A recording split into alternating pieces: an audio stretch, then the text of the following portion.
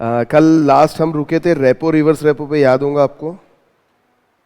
Repo reverse repo, ये पहले ये आपको पढ़ा दिया था। रीपर्चेस ट्रांजैक्शन, पेज नंबर आपके इसमें 3.28 होगा, है ना? और इसके बारे में भी पढ़ा था, रेपो क्या होता है, रिवर्स रेपो क्या होता है, कैसे बेसिस पॉइंट की बात रहती है, ठीक है। अब यही चीज एलएएफ नाम से जानी जाती है। रेपो रिवर्स रेपो का दूसरा नाम है एलएएफ। एलएएफ का मतलब होता है लिक्विडिटी एडजस्टमेंट फैसिलिटी। लिक्विडिटी यानी कैश, कैश का एडजस्टमेंट, और फैसिलिटी, फैसिलिटी कौन दे रहा? Reserve Bank of India. Obviously किसको देगा? बैंक को देगा। लिक्विडिटी एडजस्टमेंट क्यों करना पड़ता बैंक को? Liquidity adjustment money supply control करने के लिए करना पड़ता कि कुछ और? वो तो ठीक है, लेकिन उसके अलावा ये रिजर्व बैंक जबरदस्ती नहीं कर रहा है बैंकों पे। देखिए, इन्फ्लेशन रिसेशन कंट्रोल करना मतलब रिजर्व बैंक जबरदस्ती करता है कि भैया ऐसा ऐसा करो, ऐसा ऐसा करो। इसके अंदर अगर बैंक को फाइनेंशियल क्रंच आता है लिक्विडिटी से रिलेटेड, या तो बहुत ज्यादा लिक्विडिटी है या कम लिक्विडिटी है, मतलब बैंक को अचानक पैसे की जरूरत पड़ गई, कोई अचानक शॉक आ गया इकोनॉमी में और बैंक को जर्क एब्जॉर्ब, बैंक सहन नहीं कर पा रहा और बैंक को पैसे की जरूरत पड़ गई, तो बैंक किसके पास जाएगा? रिजर्व बैंक ऑफ इंडिया के पास। ऐसे केसेस में रिजर्व बैंक ऑफ इंडिया उनको लोन देगी। शॉर्ट टर्म लोन होता है, लॉन्ग टर्म होता है। शॉर्ट टर्म यानी 7 दिन का रहता है, लॉन्ग टर्म यानी 14 दिन का रहता है। ये हम लोग देखेंगे। पहले थोड़ा एलएफ के बारे में पढ़ते हैं। इसको बोलते हैं लिक्विडिटी एडजस्टमेंट फैसिलिटी। एक होती है मार्जिनल स्टैंडिंग फैसिलिटी, उसी के कंपैरिजन में लिखा है, बट हम इसको उसके कंपैरिजन में नहीं पढ़ेंगे, हम अलग से पढ़ेंगे इसको। बाकी सब पहले पढ़ेंगे, उसके बाद ये लास्ट में पढ़ेंगे, ठीक है? कुछ कारण है, आपको समझ में आएगा।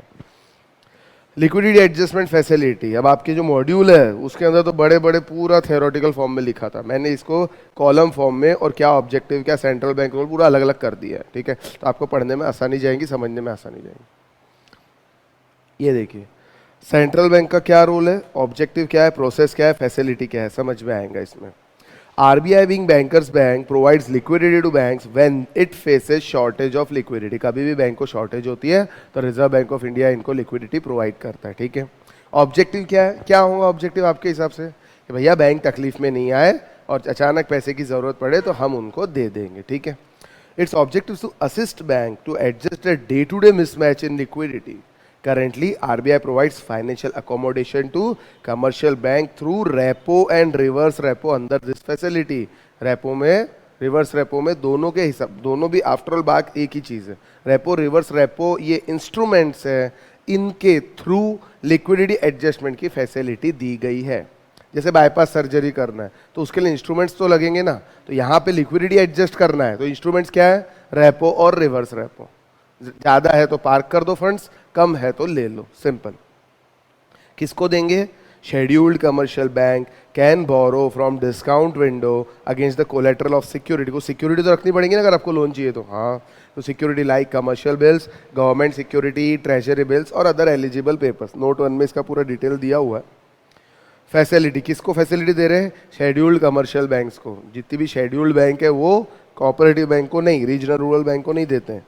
And primary dealers, foreign exchange के जो डीलर्स रहते हैं, इन केस ऑफ, अगर जरूरत पड़ी तो आप ले लो, अवेल लिक्विडिटी फ्रॉम आरबीआई, और अगर एक्सेस लिक्विडिटी है तो दे दो और कुछ इंटरेस्ट कमा लो उस पर, ठीक है? Park the funds with RBI on overnight basis. Overnight मतलब एक एक दिन का हिसाब, रोज होगा ओवरनाइट।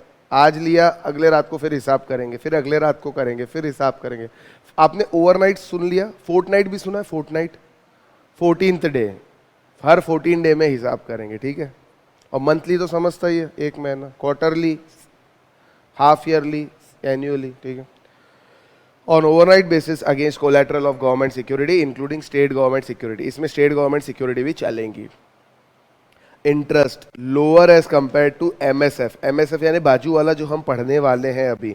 एमएसएफ यानी मार्जिनल स्टैंडिंग फैसिलिटी, लास्ट, एकदम लास्ट। वो मरता क्या ना करता वाली बात है ना, जब कोई मरता रहता तो उसको इलेक्ट्रिक शॉक देते ना हार्ट पे, बस वो वाली बात है। मार्जिनल स्टैंडिंग फैसिलिटी वो होती है, ठीक है? लेकिन अभी हम नहीं पढ़ते, उसको बाद में पढ़ेंगे।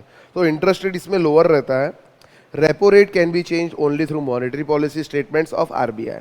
Reverse repo will be link to repo. कल आपको ये बताया था रिवर्स रेपो रेपो लिंक्ड रहता है, एक में चेंज बताया तो बराबर 25 बेसिस पॉइंट का उसमें भी चेंज मान लिया जाता है, सिंपल। अवेलेबिलिटी 25 बेसिस पॉइंट यानी 0.25%, नहीं इसको चेंज भी कर सकते ना, दोनों के बीच का डिफरेंस 50 बेसिस पॉइंट कर दिया, ये कर सकते हैं, आरबीआई के हाथ में, हाँ हाँ क्यों नहीं कर सकते। अवेलेबिलिटी अब कैसे मिलता है, it is conducted as a fix time on daily basis, overnight बताया मतलब daily basis on all working days in Mumbai excluding Saturday. अब ये ऑनलाइन होता है, रोज मुंबई नहीं जाना पड़ता, ठीक है। Overnight LAF, overnight liquidity adjustment facility, repo reverse repo के थ्रू होता है, और टर्म रेपो, टर्म यानी कुछ दिन के लिए, तो दो तरह के होते हैं, शॉर्ट टर्म लॉन्ग टर्म। एक है 14 डेज का रेपो, एक है 7 डेज का रेपो। 7 डेज वाले को शॉर्ट टर्म बोलते हैं और 14 डेज वाले को लॉन्ग टर्म। मतलब क्या हुआ, ओवरनाइट सिर्फ एक ही दिन की जरूरत है पैसे की तो ओवरनाइट एलएएफ ले लो, और अगर नहीं भैया एक दिन में हमारा काम नहीं होगा, 7 दिन की जरूरत है तो 7 दिन वाला ले लो, 14 दिन की जरूरत है तो 14 दिन वाला ले लो। 14 दिन होगा फिर भी जरूरत पड़ रही तो क्या करोगे, रिन्यू कर लो इसी रेपो को, इसी रेपो को रिन्यू कर लो, ठीक है। आगे, this type of support earlier took in the form of refinance of loan given by commercial bank to various sectors, example export, agriculture, etc. By varying the terms and condition of refinance, RBI could employ the sector specific refinance facility as an instrument of credit policy to encourage or discourage lending to particular sector. In line with financial sector reforms, this system export credit refinance scheme was withdrawn. पहले यही चीज़ें RBI specific sectors को देता था, अब specific sector से benefit हटा के आरबीआई ने क्या कर दिया, डायरेक्ट बैंकों को दे दो, क्योंकि बैंक वाले हर सेक्टर को लोन देते हैं।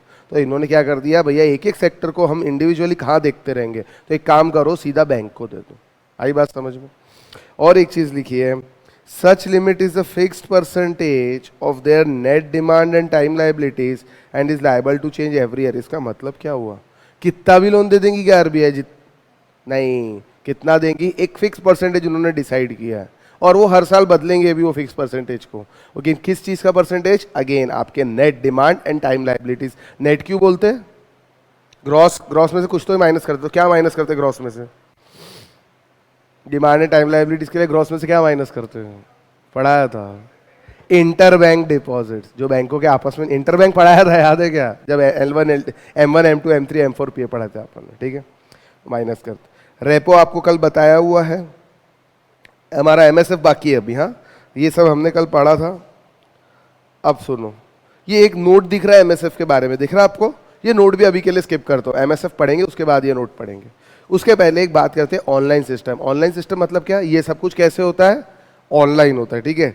All these transaction are reported on electronic platform called as negotiated dealing system, इसको एनडीएस बोलते हैं, अंडरलाइन करो इस चीज को। The clearing corporation of India limited CCIL has put into in an anonymous online repo dealing system in India. Anonymous मतलब एक ही, ठीक है, सिनोनिमस मतलब उसके जैसा, एनोनिमस मतलब एक, with an anonymous order matching electronic platform, यानी जो ऑर्डर आता है बैंक का बराबर उतना फुलफिल रिजर्व बैंक को करना है। सब कुछ ऑनलाइन होता है, मतलब जाके बोल रहे भैया पैसे, तो ऐसा नहीं होता, कहीं भी बैठ के आप ऑनलाइन फंड्स मंगा सकते हो आरबीआई से। और इसका ऑफिस मुंबई में है, मंडे टू फ्राइडे काम चलेगा, सैटरडे को बंद रहेगा। ऑब्वियसली सैटरडे बंद है तो संडे भी बंद रहेगा, समझे जैसी बात है ये, ठीक है। CCIL मतलब clearing corporation of India limited, ये एक वो है, क्या कहते हैं, बॉडी है जो फंड्स क्लियर करने का काम करती है इस चीज़ के अंदर। मतलब जो ऑर्डर आया उसको पूरा करना। मान लीजिए नागपुर की कोई बैंक है, नागपुर नागरिक कमर्शियल कोऑपरेटिव बैंक, उसने ऑर्डर भेजा तो उसको क्लियर करने का काम किसका रहेगा, इनका रहेगा। आरबीआई कर रही है, लेकिन किसी को तो बैठाना पड़ेगा ना देखने के लिए क्या आया क्या नहीं गया। जैसे आपके परचेस मैनेजर रहते, सेल्स मैनेजर रहते, वो देखते हैं कि नहीं देखते। एलिजिबल सिक्योरिटीज कौन सी रहेंगी, ऑब्वियसली गवर्नमेंट सिक्योरिटीज जो एसएलआर के लिए जरूरी रहती है, वो सारी सिक्योरिटीज के अंदर रहेंगी। The security transacted can be either government securities और कॉर्पोरेट सिक्योरिटीज।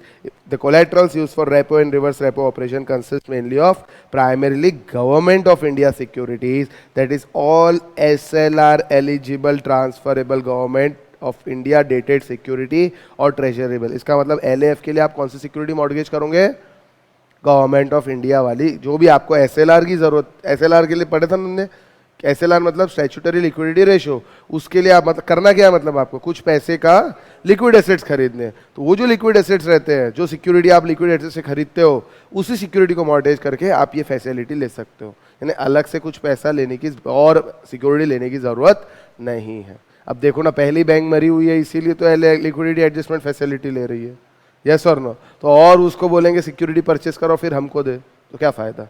इसको बोलते हैं एसएलआर को डिप करना, अपना थोड़ा एसएलआर डिप करना, ये भी बोल सकते हैं। अब टाइप्स ऑफ रेपो मार्केट, कौन से तरह के रेपो मार्केट है? 3 तरह के रेपो मार्केट है इंडिया के अंदर अभी प्रेजेंटली, ठीक है। पहला है repo on sovereign security, sovereign मतलब government of India. Repo corporate डेब्ट सिक्योरिटी मतलब कंपनीज वाले, और इसके अलावा भी रहते हैं जिसको हम अदर रेपोज बोलते हैं। आपके सिलेबस में ज़्यादा कुछ दिया नहीं है इसके बारे में। इसके बाद एक चीज़ और आती है, पॉलिसी रेट, बैंक रेट। अब देखो प्रेजेंटली आज की तारीख में ये बैंक रेट तो हट चुका है, मतलब ये कुछ है ही नहीं, ये अभी प्रैक्टिकली एग्जिस्टेंस में नहीं है, लेकिन एक थोड़ी सी जानकारी दी हुई थी मॉड्यूल में तो मैंने डाल दिया। Practically this is not in existence, ना एग्जाम में आएगा, लेकिन एक नॉलेज के लिए हमको पढ़ना है तो हम लोग ध्यान में रख सकते, बाकी कुछ नहीं, ठीक है। तो पॉलिसी रेट यानी क्या होता है? Repo rate. रेपो रेट के बारे में अपन पढ़ चुके हैं, बस वही होता है, उसी का दूसरा नाम है पॉलिसी रेट। एक बार पढ़ लेते हैं। Fixed repo rate opted for sovereign securities in overnight segment of LAF is considered as the policy rate. India has many other repo rate in operation. Significance काय के लिए? Balancing the liquidity. एलएएफ काय के लिए था? Liquidity situation को जो mismatch रहता है उसको क्लियर करने के लिए था, इसका सिग्निफिकेंस भी वही है। RBI uses this rate for balancing liquidity. Its change gets transmitted through money market to the entire financial system and alters all other short-term interest rate, influences aggregate demand, key determination of level of inflation, economic growth. हम लोग interest rate में change करके ये सारी चीज़ें achieve कर सकते क्या? एग्रीगेट डिमांड में चेंज करना, लेवल ऑफ इन्फ्लेशन डिटरमाइन करना, इकोनॉमिक ग्रोथ, ये सब चीज़ें हम करते हैं ना इंटरेस्ट रेट में चेंज करके, याद है क्या? बस वही चीज़ें है, इसकी ज़रूरत है। चेंज इन रेट, क्या आरबीआई कभी भी रेट चेंज कर सकता है? हाँ, इनकी डिक्रीट आते हैं हमारे आरबीआई गवर्नर बोल के जाते हैं, ठीक है। If RBI wants to make it more expensive for bank to borrow money, it increases the repo rate. अगर आरबीआई चाहता है कि भैया बैंक को महंगा पड़े तो बढ़ा दो।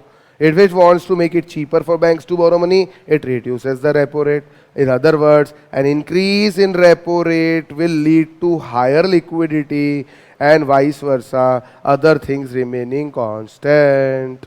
आई बात समझ में है कि नहीं है?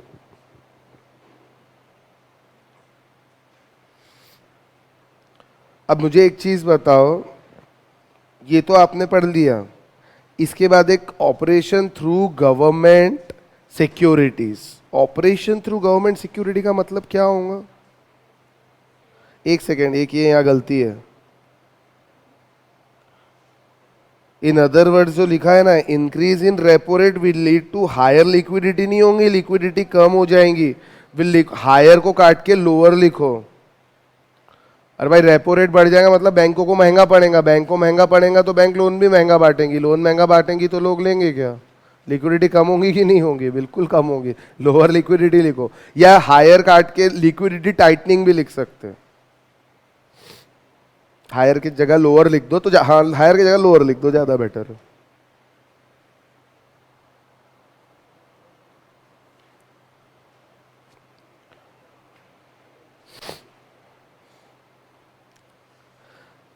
अब 6 पॉइंट में हम लोग ऑपरेशन थ्रू गवर्नमेंट सिक्योरिटीज देखने वाले हैं। यानी इसके अंदर सिर्फ गवर्नमेंट सिक्योरिटीज से कारण हम लोग कैसे इंटरेस्ट रेट को कंट्रोल करते हैं, कैसे लिक्विडिटी को कंट्रोल करते हैं, ओनली थ्रू गवर्नमेंट सिक्योरिटीज, वो हम लोग यहाँ देखने वाले हैं, ठीक है। थोड़ा बहुत आपको मालूम है इस बारे में, आपको पढ़ाऊंगा तो आपको समझ में आएगा। सबसे पहले बात करता हूँ मार्केट स्टेबलाइजेशन स्कीम के बारे में, और साइमल्टेनियसली तो नहीं पढ़ेंगे हम, ओपन मार्केट अलग पढ़ेंगे। लेकिन उसके पहले बैंक रेट एक बार जो अभी सिलेबस में है, थोड़ा सा है, और प्रैक्टिकली एग्जिस्टेंस में नहीं है। जब से रेपो, रिवर्स रेपो, ये सब चीज़ें आ गई है, सीआरआर, एसएलआर आ गया, बैंक रेट कोई काम का नहीं है, क्योंकि आजकल बिल डिस्काउंटिंग वगैरह सब बंद हो गई है। ये bill discount, bills receivable, bills payable practically existence में नहीं है, इसीलिए बैंक रेट कोई काम का नहीं है। ये वो रेट है जिससे बिल्स डिस्काउंट, बिल इशू, वो सब होते थे, ठीक है, होते थे, अब आजकल नहीं होते. It is the standard rate at which RBI is prepared to buy or rediscount bills of exchange or other commercial paper eligible for purchase under this act. Once the rate was used as policy rate in India, कभी तो भी ये use किया जाता था. Discounting, rediscounting of bills of exchange by RBI has been discontinued. आज ये बंद हो चुका है. On introduction of LAF, जब से LAF आया है तब से ये चीजें बंद हो गई है. ठीक है. So it has become a dormant. Dormant यानी खत्म. As an instrument of monetary management. Now it has been aligned to MSF, marginal standing facility, जो हम अभी तक पढ़े नहीं है. ठीक है. When MSF rate changes alongside policy, repo rate also changes. It also changes automatically क्योंकि दोनों को लिंक किया हुआ है. So MSF assumes the role of bank rate and currently the bank rate is purely a singling rate and most interest rate are now delinked from it. Now it is used only for calculating penalty on default on maintenance of CRR SLR. Underline करो, CRR SLR maintain करना पड़ता है bank को. अगर नहीं maintain किए तो penalty लगेंगी. हाँ लगेंगी. बस वही होता है आपका बैंक रेट, बाकी कुछ भी नहीं. ठीक है. चलिए, काम का नहीं है इसलिए ज़्यादा दिमाग लगा मतलब नहीं. आजकल हट भी चुका है, डीलिंग हो चुका है हर चीज़ से. अब बात करते हैं इंपॉर्टेंट चीज़, market stabilization scheme, open market operation. ये क्वेश्चन कभी भी एग्जाम में आ सकता है 2 या 3 मार्क के लिए, थोड़ा इंपॉर्टेंट है. ठीक है. ऑब्जेक्टिव क्या है मार्केट स्टेबलाइजेशन स्कीम का? नाम से क्या समझ में आता? मार्केट स्टेबलाइजेशन मतलब क्या? मार्केट को स्टेबल करना. किस चीज़ से स्टेबल करना? वही इन्फ्लेशन, रिसेशन, एक्सपांशन, वो सब अपन ने पढ़ा था, उससे स्टेबल करना. यानी जर्क नहीं लगने चाहिए, स्टेबलाइज करना. कैसे करेंगे? पहले तो ऑब्जेक्टिव क्या है वो देख लेते हैं. It was introduced by following MOU. MOU मतलब मेमोरेंडम ऑफ अंडरस्टैंडिंग. किसके बीच में हुआ था MOU? 2 लोगों के बीच में. एक है reserve Bank of India and second is government of India. दोनों के बीच में MOU हुआ और इनका एम क्या था?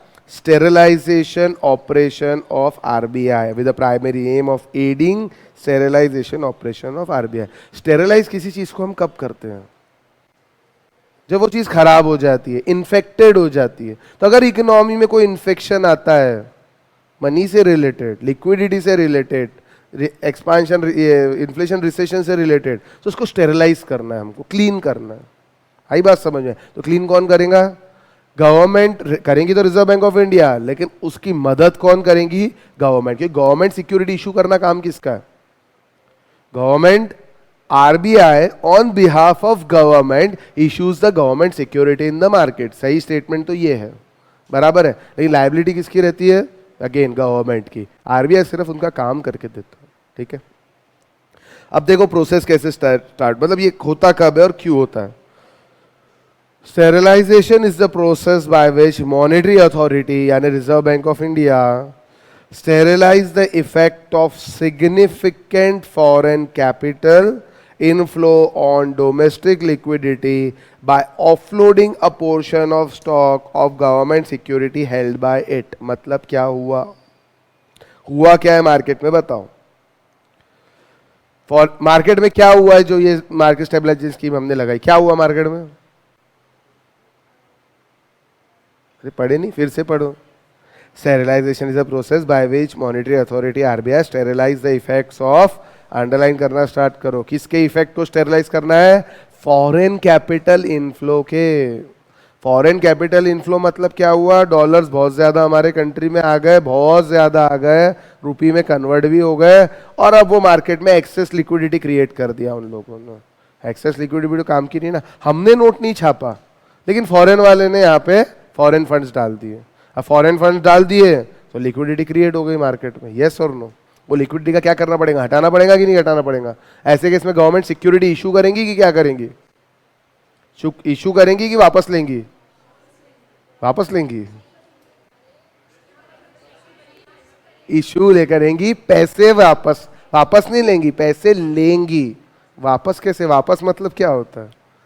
आप सीए बन रहे हो, स्पेसिफिक बात करनी चाहिए आपने, एकदम स्पेसिफिक. ठीक है. कल SBI के रिजल्ट्स आए क्वार्टरली, देखा क्या? परसों आए थे. State Bank of India quarter का प्रॉफिट, कितना प्रॉफिट हुआ? State Bank of India, PNB, HDFC bank, इनके कल नहीं आए, 2 दिन पहले आए थे, 2 या 1 दिन पहले क्वार्टरली रिजल्ट्स. एक क्वार्टर हो गया ना अभी, अप्रैल मई जून, जुलाई में रिजल्ट्स आए, कितना प्रॉफिट है एसबीआई को? 4,715 करोड़ रुपए का क्या है? लॉस। पीएनबी को 190 करोड़ रुपए का लॉस। तो बैंकिंग सेक्टर बेकार चल रहा मतलब? नहीं, बैंकिंग सेक्टर बेकार नहीं चल रहा, क्योंकि अगर ऐसा रहता तो एचडीएफसी बैंक को 2,500 करोड़ रुपए का प्रॉफिट नहीं होता। एचडीएफसी बैंक को क्वार्टर का 2,500 करोड़ का प्रॉफिट हुआ। अब किसकी गलती है? इकोनॉमिक इकोनॉमिक ये बैंक इतने नीचे जा रही तो ये गवर्नमेंट की गलती है। गवर्नमेंट की जो पॉलिसीज है उसके कारण बैंकों को तकलीफ हो रही। बैंक तो प्रॉफिट कमा ही रही ना, आप लोगों से चार्जेस नहीं ले रहे स्टेट बैंक? सुना होगा मिनिमम बैलेंस नाम चार्जेस नाम पे ही 1,700 करोड़ रुपए कमाए थे लास्ट ईयर। जब इतनी कमाई है तो फिर ये क्यों नीचे जा रही? सोचो तो सही, किसको बोलते 4,700 करोड़ का लॉस? जस्ट इमेजिन, और वो भी अलाइनमेंट सब बैंकों का अमलगमेंट करने के बाद। ठीक है, तो ये सब। और अच्छा, बैंकिंग सेक्टर लॉस में तो फिर एचडीएफसी बैंक को भी लॉस होना चाहिए ना, उनको कैसे 2,500 करोड़ का प्रॉफिट हो गया? सिंपल सी बात है, सोचने वाली बात है, कॉमन सेंस। चलो जाओ, पीएनबी को भी लॉस, अभी तो बाकी के भी आने बाकी है, आने दो नेशनलाइज बैंकों के रिजल्ट, सबको लॉस है। और ये इतना भी लॉस इसीलिए है कि गवर्नमेंट ने कुछ कुछ जगह सर्कुलर इशू करके कई कई चीजों को एनपीए ट्रीट ना करने का बोला है। अगर वो सब चीजों को एनपीए ट्रीट कर लेना तो शायद ये लॉस भगवान जाने कहां से कहां पहुंच जाए। बैंक ऑडिट करोगे क्लियर समझ में आ जाएगा। ठीक है, ज्यादा नहीं, एक ही साल बचा है आपको बैंक ऑडिट करने में। अभी आप लोग पास हो जाओगे नवंबर में, जनवरी में आप लोग जनवरी में पास हो जाओगे, रिजल्ट आ जाएगा, आर्टिकलशिप ज्वाइन करोगे, और जहां भी आर्टिकलशिप ज्वाइन करोगे अप्रैल में बैंक ऑडिट मिलेगा ही आपको, फिर देखना मजा। चलो जाने दो। मार्केट स्टेबलाइजेशन स्कीम, ठीक है, तो ये फॉरेन कैपिटल आ गया, बहुत सारा फॉरेन कैपिटल आ गया। अब ये फॉरेन कैपिटल को हटाना पड़ेगा, हाँ हटाना पड़ेगा ना, ज्यादा जरूरत से ज्यादा क्या काम का। इन्फ्लो डोमेस्टिक लिक्विडिटी पे बहुत फर्क पड़ता है by offloading a portion of stock of government security held by it. जो गवर्नमेंट सिक्योरिटी रिजर्व बैंक के पास पड़ी है उसको क्या करते हैं, वो पब्लिक में इशू कर देते हैं। पब्लिक में इशू करने से क्या होगा, लिखा है गवर्नमेंट बोरोज फ्रॉम आरबीआई। अब देखो, गवर्नमेंट सिक्योरिटी आरबीआई ने ऑफलोड कर दी मार्केट में, आरबीआई के पास क्या आ गया, पैसा। ये पैसे का आरबीआई क्या करेंगी, गवर्नमेंट को उधार दे देंगे, लो पकड़ो तुम्हारे पैसे तुम पकड़ो।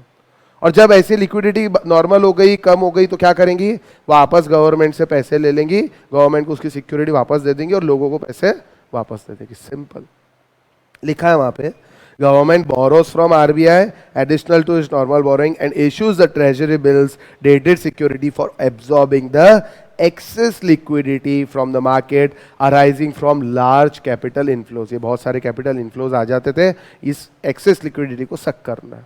आई बात समझ में? तो कॉन्वर्स भी हो सकता है, हाँ कॉन्वर्स भी हो सकता है ना। चलिए, एक और चीज है ओपन मार्केट ऑपरेशन। ये तो स्टेबलाइज करने के लिए, एक है ओपन मार्केट होता, एक आपका होता है एंजियोप्लास्टी, हार्ट के अंदर स्टंट डाल देते हैं, और एक क्या होता है, ओपन हार्ट सर्जरी, जिसको बाईपास, पूरा हार्ट ही बाहर निकालना है, पंपिंग चलानी है और फिर उसको काट। बाईपास मतलब समझता है क्या होता है, हार्ट का जो रास्ता रहता है ना उसको क्या करते हैं, एक अलग से रास्ता बनाते हैं। जैसे हम बोलते हैं सिटी में नहीं घुसना है, मुझे बाईपास निकलना है, बोलते हैं ना, तो जो रास्ता रहता है ना ब्लड जाने का, उसको तो रहने देते हैं, एक अलग से और रास्ता बना देते हैं, टिश्यूज वेसल लगा के, नकली टिश्यूज। ठीक है, अब वो ओरिजिनल नहीं रहता इसलिए बहुत कम दिन चलता है। ठीक है, बहुत कॉम्प्लिकेटेड सर्जरी रहती है। It is the objective of open market. वैसे यहाँ पे भी open market clear open market operation करते, देखते कैसे। The objectives of this operation is to adjust the rupee liquidity condition in market on durable basis। Underline करो इस word को, अगर एग्जाम में क्वेश्चन आता है तो ये लिखना बहुत जरूरी है, नहीं तो फिर बोलोगे मार्क्स नहीं मिले। ये लिखना बहुत जरूरी है, एग्जाम जो चेक करने वाला है पेपर वो ये चीज देखेगा आपके इसमें। Objective of this operation is to adjust rupee liquidity conditions in market on durable basis. Durable basis क्या होता है आगे समझ में आएगा कैसे होता है। It is the market operation conducted by RBI. कैसे करेंगे, बाय वे ऑफ सेल और purchase of government security to और फ्रॉम मार्केट। मतलब समझ में आया कि क्या हुआ? बताओ कैसे? मतलब सिंपल है, इधर देखो, सेल टू परचेस फ्रॉम। अब समझा थोड़ा सा? Sale to public government securities, purchase from public government securities. Excess liquidity market में, एक्सेस रुपीस मार्केट के अंदर है, तो क्या करेंगे? पब्लिक को बेचेंगे कि खरीदेंगे? पब्लिक को बेचेंगे। Sale to public for sucking the excess liquidity. और अगर लिक्विडिटी कम है तो परचेस,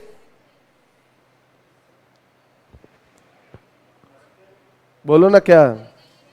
वापस खरीदेंगे। Purchase from public, purchase from करने से उनको पैसा वापस दिया जाएगा। समझ आया नहीं आया? कंफ्यूज नहीं होना। सेल टू पब्लिक मतलब पब्लिक को बेचेंगे, पब्लिक अपने को पैसा देंगी, एक्सेस लिक्विडिटी आ गई अपने पास, और लिक्विडिटी की कमी है तो वापस जो उनको सिक्योरिटी थी उनसे परचेस फ्रॉम, वापस परचेस कर लो। परचेस करोगे तो उनको पैसा देना पड़ेगा। तो सर दोनों में फर्क क्या हुआ? बताओ, सोच के जवाब दो। दोनों में फर्क क्या हुआ सर? दोनों तो सेम है ना? हाँ, फॉरेन कैपिटल्स के कारण अगर होता है तो उसको मार्केट स्टेबलाइजेशन कहा जाता है, और रूपी के कारण होता है तो उसको ओपन मार्केट कहा जाता है। अगर आपके पड़ोसी का लड़का मस्ती करता है तो आप उसको झापड़ मार सकते क्या? और आपका लड़का या आपके घर का लड़का कोई मस्ती करता है तो दे सकते क्या? एक दे सकते ना? तो ये फॉरेन फंड्स जो है ना, ये पड़ोसी का है, इसका ओपन मार्केट ऑपरेशन नहीं कर सकते अपन, नहीं तो फॉरेन करेंसी फॉरेन कंट्री वाले परेशान करेंगे अपने को। इसलिए उसको स्टेबलाइज किया जाता है, ठीक है, काम चलाया जाता है, एंजियोप्लास्ट किया जाता है। और ओपन मार्केट अपना ही बच्चा है, रुपी है, जो करना है कर दो। आई बात समझ में? समझा नहीं समझा? इसीलिए इसको ओपन मार्केट ऑपरेशन बोलते हैं। ठीक है, चलो आगे चलते हैं। हाँ, ये आगे चलने के पहले एक बचा है अपना MSF, मार्जिनल स्टैंडिंग फैसिलिटी। याद है कि नहीं है? मेरे को याद है, बचा हुआ है। ये रहा आपका MSF। ये भैया आखिरी रास्ता है, इसको बोलते हैं डूबते हुए को तिनके का सहारा। बस ये वही है, डूबते हुए को तिनके का सहारा। तो कौन डूब रहा है यहाँ पे? RBI की बैंक। तिनके का सहारा कौन लगा रहा? RBI। समझ आई बात? बस वही है, सच्ची सिंपल चीजें, बहुत सिंपल है। RBI being bankers bank act as a lender of last resort to commercial bank in suitable situation। कुछ ऐसी सिचुएशन अराइज होती है तो आखिरी रास्ता भैया जिसका कोई नहीं होता उसका भगवान होता है, वैसे बैंक का जिसका कोई नहीं होता उसका RBI होता है। ठीक है, काय के लिए कर रहे हैं ये? काय के लिए कर रहे हैं? It has been introduced by RBI with a main aim to reduce volatility in overnight lending rates in interbank market and enable smooth monetary transmission। थोड़ी देर के लिए इसको रहने दो, 2 मिनट के लिए भूल जाओ कि ये कोई ऑब्जेक्टिव भी है क्या। पहले पढ़ते हैं प्रोसीजर क्या है, फिर वापस इस पे आऊंगा मैं।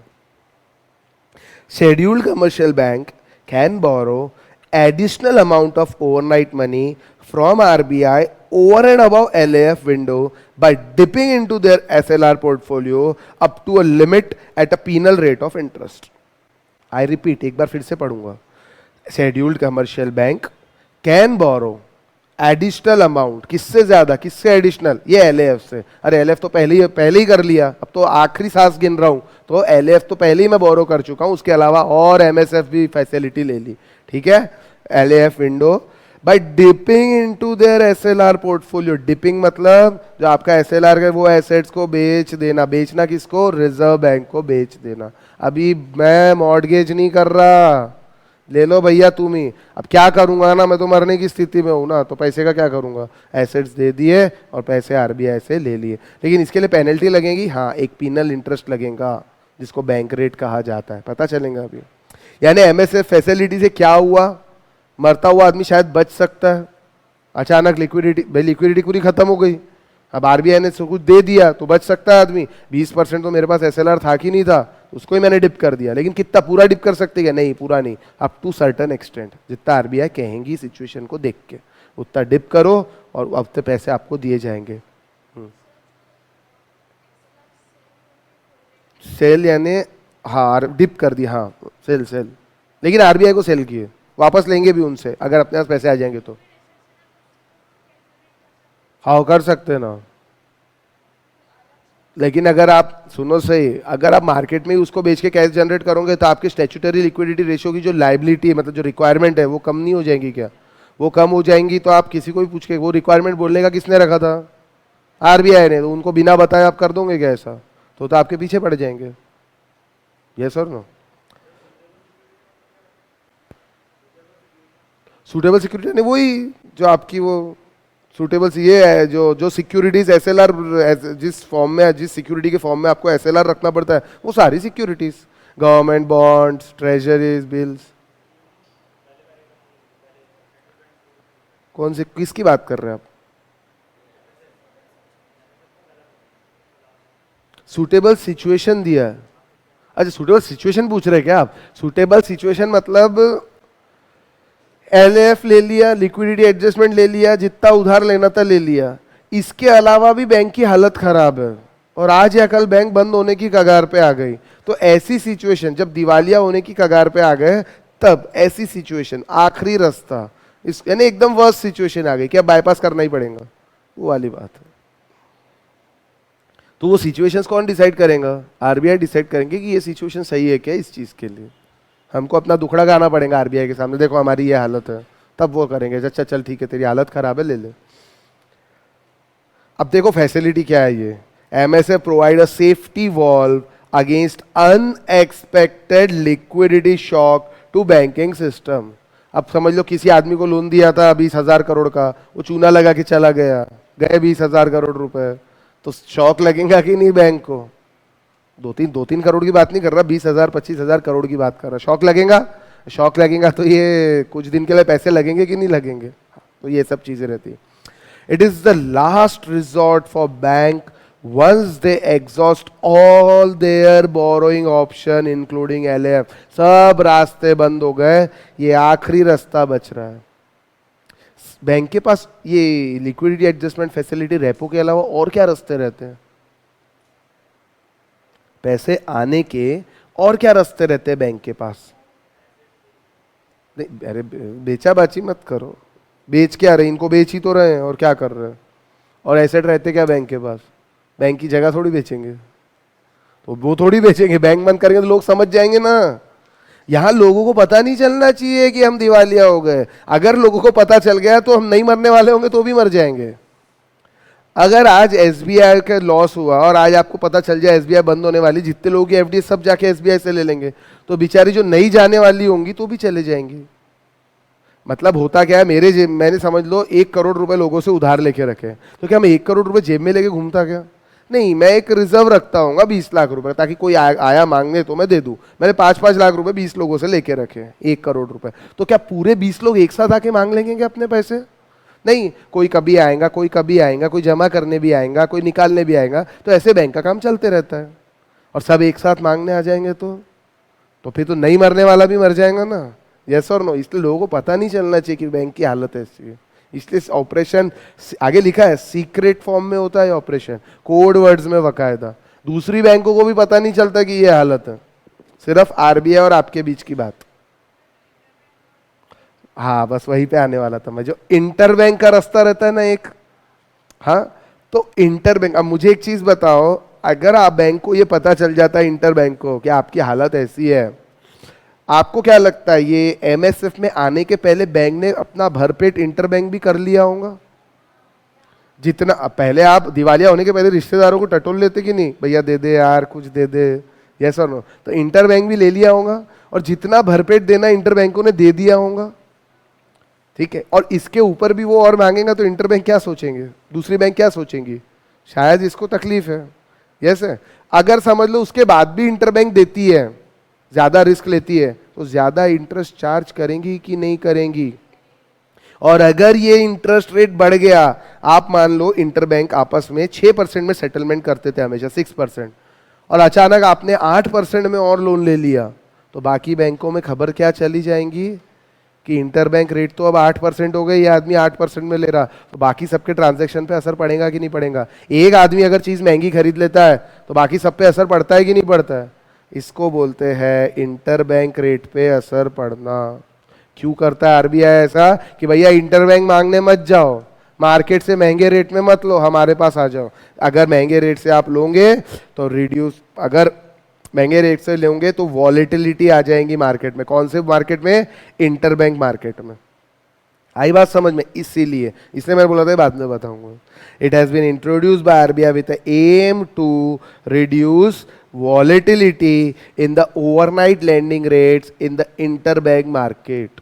आपके रिश्तेदार ने आपको 1 लाख रुपए दे दिया, आपकी हैसियत ही 1 लाख की थी, अब आप बोल रहे नहीं और दे और दे, तो बोलेगा ठीक है अब इंटरेस्ट 10% से लगेगा, 6 नहीं 10, तो आप तो मर ही रहे हो, आप तो ले होंगे ही ना, हाँ भाई दे दे चलेगा। तो इससे क्या होगा, पूरे मार्केट में खबर फैल जाएंगी। क्या खबर फैल जाएंगी कि भैया ये देखो इंटर बैंक में 10% रेट पहुंच गया है। तो अब बाकी लोगों भी अपने रेट बढ़ाएंगे कि नहीं बढ़ाएंगे? कोई चीज़ अगर 1% महंगी बेच देता है तो बाकी सब भी वही काम करते कि नहीं करते? कल से अगर पार्ले जी बिस्किट 5 की जगह 8 में बिकने लग गई तो सारे सप्लायर जितने भी है सब 8 में बेचेंगे कि नहीं बेचेंगे? ऑब्वियसली बेचेंगे। एक बार कोई चीज़ महंगी बिकती है तो बाकी सब चीज़ महंगी हो जाती है। तो ऐसा नहीं होना चाहिए, वॉलेटिलिटी नहीं आनी चाहिए, इसीलिए आरबीआई ने ये इंट्रोड्यूस किया है। और सेकंड है to enable smooth monetary transmission. Smooth मतलब जो बेचारी बैंक तकलीफ में उसका काम स्मूथली चले। मॉनेटरी ट्रांसमिशन पैसा इधर से उधर होना। आई बात समझ में?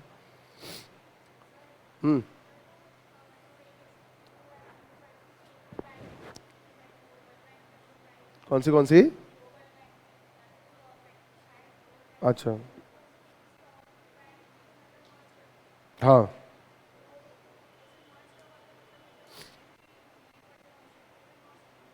तो गवर्नमेंट ने और क्या किया है, 5 5 बैंकें मर्ज कर दी है ना।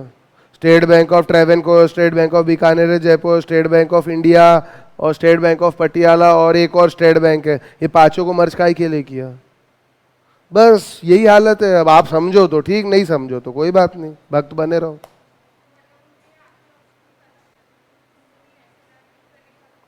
हाँ, तो इसमें क्या था, जो 5 स्टेट बैंक में एक अच्छी थी एक नहीं थी। Union bank, bank of India, PNB, इनका भी मर्जर होने वाला है, चालू है। क्या करेंगे, ऑप्शन ही नहीं है। अब हम क्या कर रहे हैं, प्रॉब्लम को ढकेल रहे हैं दूर, 5 साल आगे ढकेल दिया बीमारी को। इलाज कब करेंगे? आज नहीं कल बम तो फूटेगा ना। जब तक बैंक अपनी पॉलिसी नहीं बदलेंगी, किसी को भी लोन दे रहे हैं, फ्रॉड हो रहा है बैंक में। ये तो कुछ फ्रॉड है जो बाहर दिख रहा है आपको, कितने ही फ्रॉड होंगे जो आपको मालूम नहीं होंगे। ऐसे कि नहीं है, कितने ही फ्रॉड होंगे जो आपको मालूम। अब किसी ने सोचा था चंदा कोचर फ्रॉड करेंगे? आईसीआईसीआई बैंक के फ्रॉड के बारे में सुना था क्या? मालूम है क्या केस पूरा? बहुत बड़ा केस है, मैंने बताया था अभी फाउंडेशन की क्लास में, एक लेक्चर लग गया पूरा बताते बताते। 2000, अरे अभी आप तो इंटर में आ गए ना बेटा, अभी अप्रैल वाली बैच के अंदर बताया था। बच्चे कुछ ज्यादा ही एंथुजियास्टिक थे वो लोग, सर ये फ्रॉड बताओ वो फ्रॉड बताओ, तो उनको पूरा मैंने एक्सप्लेन किया। मेरे पास है भी एक्सप्लेनेशन। नहीं नहीं बाद में, क्या पढ़ाई है ना, बाद में बताऊंगा। बहुत पूरी 8 कितने साल चला है उन्होंने, 6 साल से काम, 6 साल से फ्रॉड चालू था। बाद में बताऊंगा। अरे रुको ना, फ्रॉड जानने की बड़ी इच्छा रहती है आप लोगों की, वाह। अरे हाँ, शॉर्ट में नहीं होगा। अरे कंपनी बनाई उसने, पैन पावर, उसके बाद 2008 से शुरू किया और 2014 तक पूरा फ्रॉड। और ये पता भी नहीं चला। एक विसल ब्लोअर करके था, पीएनबी का बहुत बड़ा शेयर होल्डर था, उससे उसके पास नहीं, पीएनबी नहीं सॉरी, आईसीआईसीआई बैंक के बहुत ज्यादा शेयर्स थे उसके पास। फिर उसने जब ये सब इन्वेस्टिगेट किया तो उसने क्या किया, पीएमओ को डायरेक्ट लेटर लिखा, प्राइम मिनिस्टर्स ऑफिस, हाँ डायरेक्ट। सोचो ये फ्रॉड कब हुआ, 2008 से 2014 के बीच में। तब किसकी सरकार थी? यूपीए गवर्नमेंट थी। लेकिन ये एक प्राइवेट बैंक है और प्राइवेट बैंक का गवर्नमेंट से कोई लेना देना नहीं है, इसलिए अपन ये नहीं बोल सकते कि गवर्नमेंट फ्रॉड में इन्वॉल्व थी। हाँ, नीरव मोदी वाले फ्रॉड में गवर्नमेंट इन्वॉल्व थी 100%। विजय माल्या वाले फ्रॉड में गवर्नमेंट इन्वॉल्व थी 100%। 28 सूटकेस लेके चार्टर्ड प्लेन से वो आदमी जब गया है तो बिना गवर्नमेंट की इमिग्रेशन डिपार्टमेंट की परमिशन के जा सकता क्या कोई?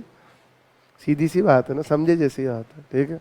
एक समय वो भोपाल गैस वो हुआ था, तो वो उसका जो वो था कि विक्टिम नहीं, जो कल्प्रिट था, उसको तो बाहर भेज दिया था राजीव गांधी जी ने, और उसके बदले में किसी को तो भी वहां से छुड़वाया था। ऐसा कुछ तो भी हुआ था अगर आप हिस्ट्री में जाते हो तो, ठीक है। तो ये सब बदमाशी चलती रहती है। तो पीएमओ को लेटर लिखा, पीएमओ को पता चला, पीएमओ ने एनफोर्समेंट डायरेक्टरेट और सीबीआई को बिठाया, फिर बताता हूं ना, फिर पता चला उनको कि भैया चंदा कोचर इसमें इन्वॉल्व है, तो चंदा कोचर को टेम्परेरीली हटाया गया। और फिर जब ये साबित हो गया कि सच्ची में चंदा कोचर ही इन्वॉल्व थी, तो उनको अभी परमानेंटली हट चुकी है, वो अभी परमानेंटली हट चुकी, उनकी जगह कोई और आ गया है। इसमें था चंदा कोचर ने इनडायरेक्टली अपने हस्बैंड को फायदा पहुंचाया, किसके थ्रू? वीडियोकॉन कंपनी के चेयरमैन वेणुगोपाल धूत के थ्रू। और पता कैसे? वो तो फायदा पहुंचा दिया, कंपनी बनाई, फिर वो कंपनी के शेयर उसको ट्रांसफर कर दिए, बहुत लंबी सर्कस करी इन लोगों ने ताकि किसी को पता ही नहीं चले। यानी मेरे को अगर वहां जाना है ना, तो मैं पहले इधर गया, फिर उधर गया, फिर इधर आया, फिर इधर गया, फिर उधर गया। तो 6 साल में बड़ा फ्रॉड किया। और पता तब चला जब वीडियोकॉन ग्रुप एनपीए हो गया। यानी आपने लोन सैंक्शन किया 4,000 करोड़ रुपए का, और उसने एक भी रिपेमेंट नहीं किया, और एनपीए हो गया। और एनपीए होने के बाद आप उसको डिक्लेयर भी नहीं कर रहे बैलेंस शीट में कि वो एनपीए है, तो ये गलत है ना, समथिंग इज रॉन्ग। तो चलो अभी ये पढ़ते पहले अपन, फिर बाद में देखते उसको, डिटेल बताता कल, ठीक है, लिख के। अभी जाने दो, ये समझ में आएगा आपको। अभी एक चीज और इसके अंदर है, इंटरेस्ट रेट क्या रहेगा बताओ, ज्यादा रहेगा कि कम रहेगा? ऐसे रिस्की सिचुएशन में आपको पैसा दे रहे हैं तो ज्यादा रहेगा, एलएएफ से भी ज्यादा इंटरेस्ट रेट आरबीआई चार्ज करेंगी।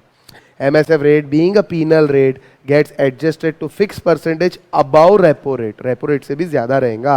MSF is at present aligned with bank rate, bank rate से अलाइन करेंगे। बैंक रेट क्या है?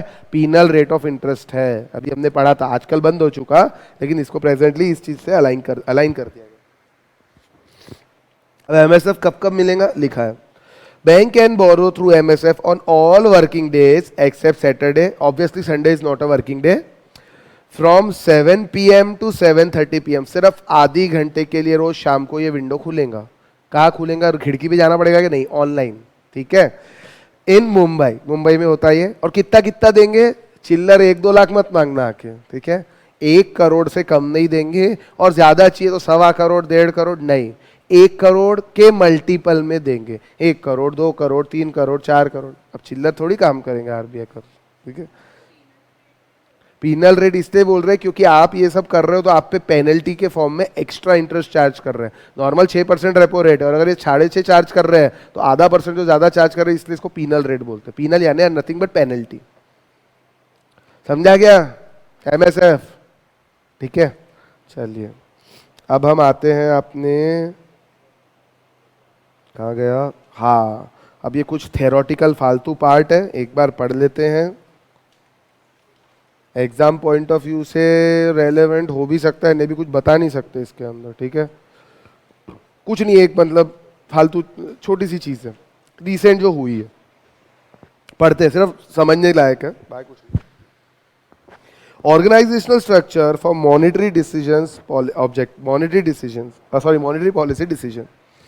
तो भैया इसके अंदर जो है किस तरीके से, मतलब हम क्या बता रहे हैं कि जो मॉनिटरी पॉलिसी की जो डिसीजन लेते हैं, बोलता कौन है आके? RBI governor. कल आरबीआई गवर्नर का स्टेटमेंट आया, मालूम है क्या?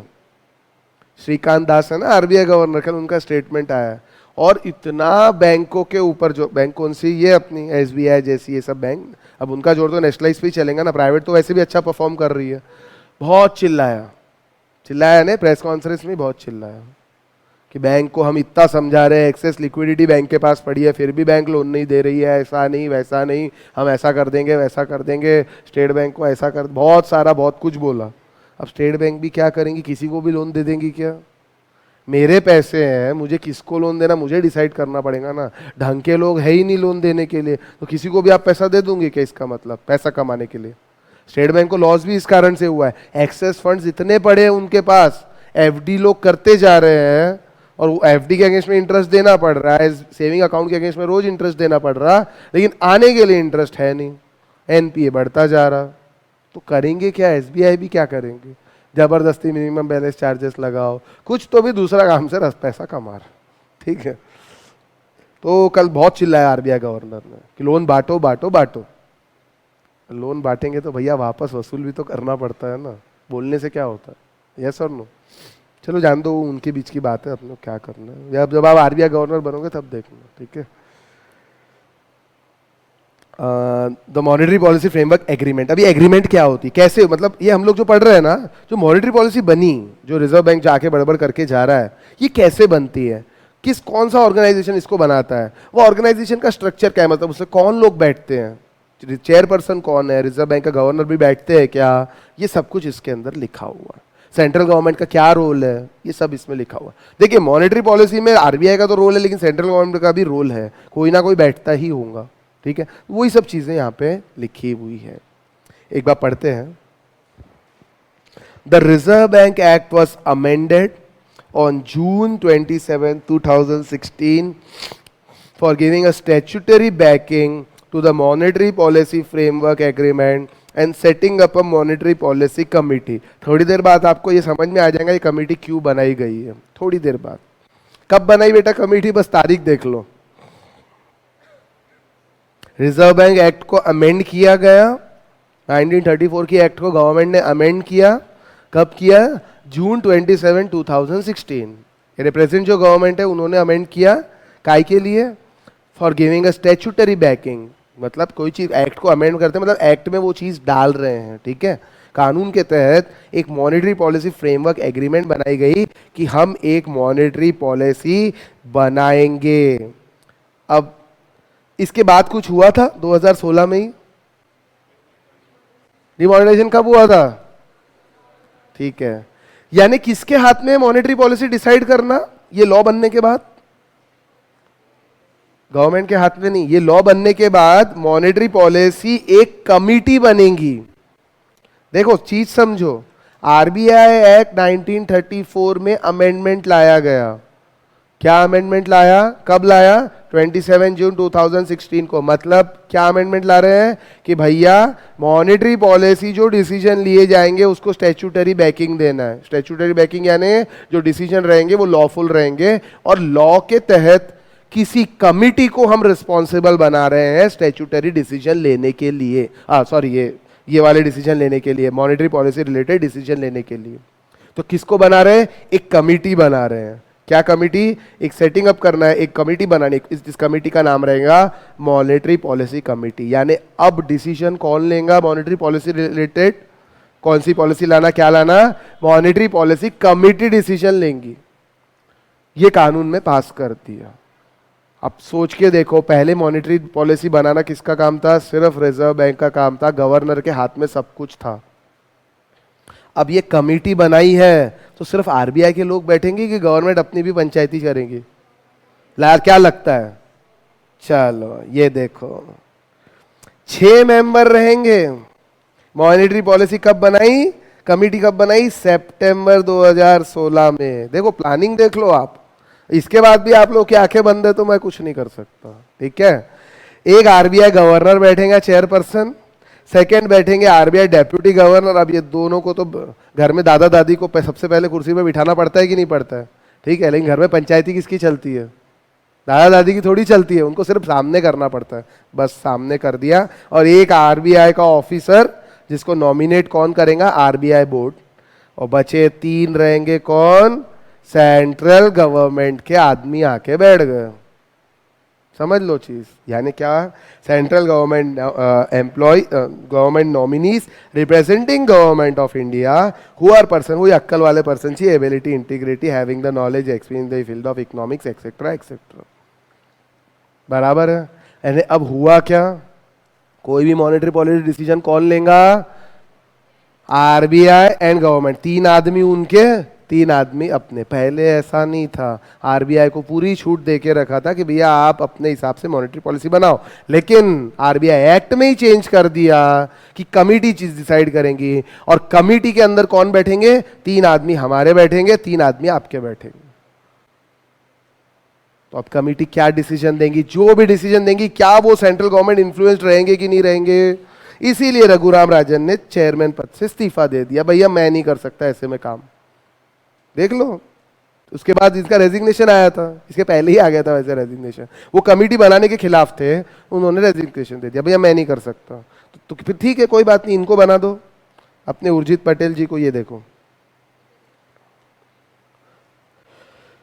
The agreement reached between government of India and reserve bank on maximum tolerance. अभी इन्फ्लेशन से रिलेटेड क्या किया उसके बारे में लिखा हुआ है यहाँ पे, बाकी ज्यादा बातें इंस्टीट्यूट ने भी नहीं की है। Maximum tolerable inflation rate that RBI should target to achieve price stability. मुझे एक चीज बताओ, इकोनॉमी में इन्फ्लेशन होना ही नहीं चाहिए क्या, कि थोड़ा बहुत होना चाहिए? थोड़ा बहुत होना चाहिए, इट शुड बी टॉलरेबल, ठीक है। तो उसी को डिसाइड किया। Announcement of official target range of inflation as known as inflation target, the expert committee under Urjit Patel to revise the monetary policy framework in its report in January 2014 में जो report थी उसको रिवाइज किया गया। क्या रिवाइज किया गया? उससे कुछ सजेशन दिए, मल्टीपल इंडिकेटर अप्रोच। देखिए, इंडिकेशन इकोनॉमी में इन्फ्लेशन है, ये देखने का एक ही रास्ता होना चाहिए कि दो चार रास्ते होने चाहिए?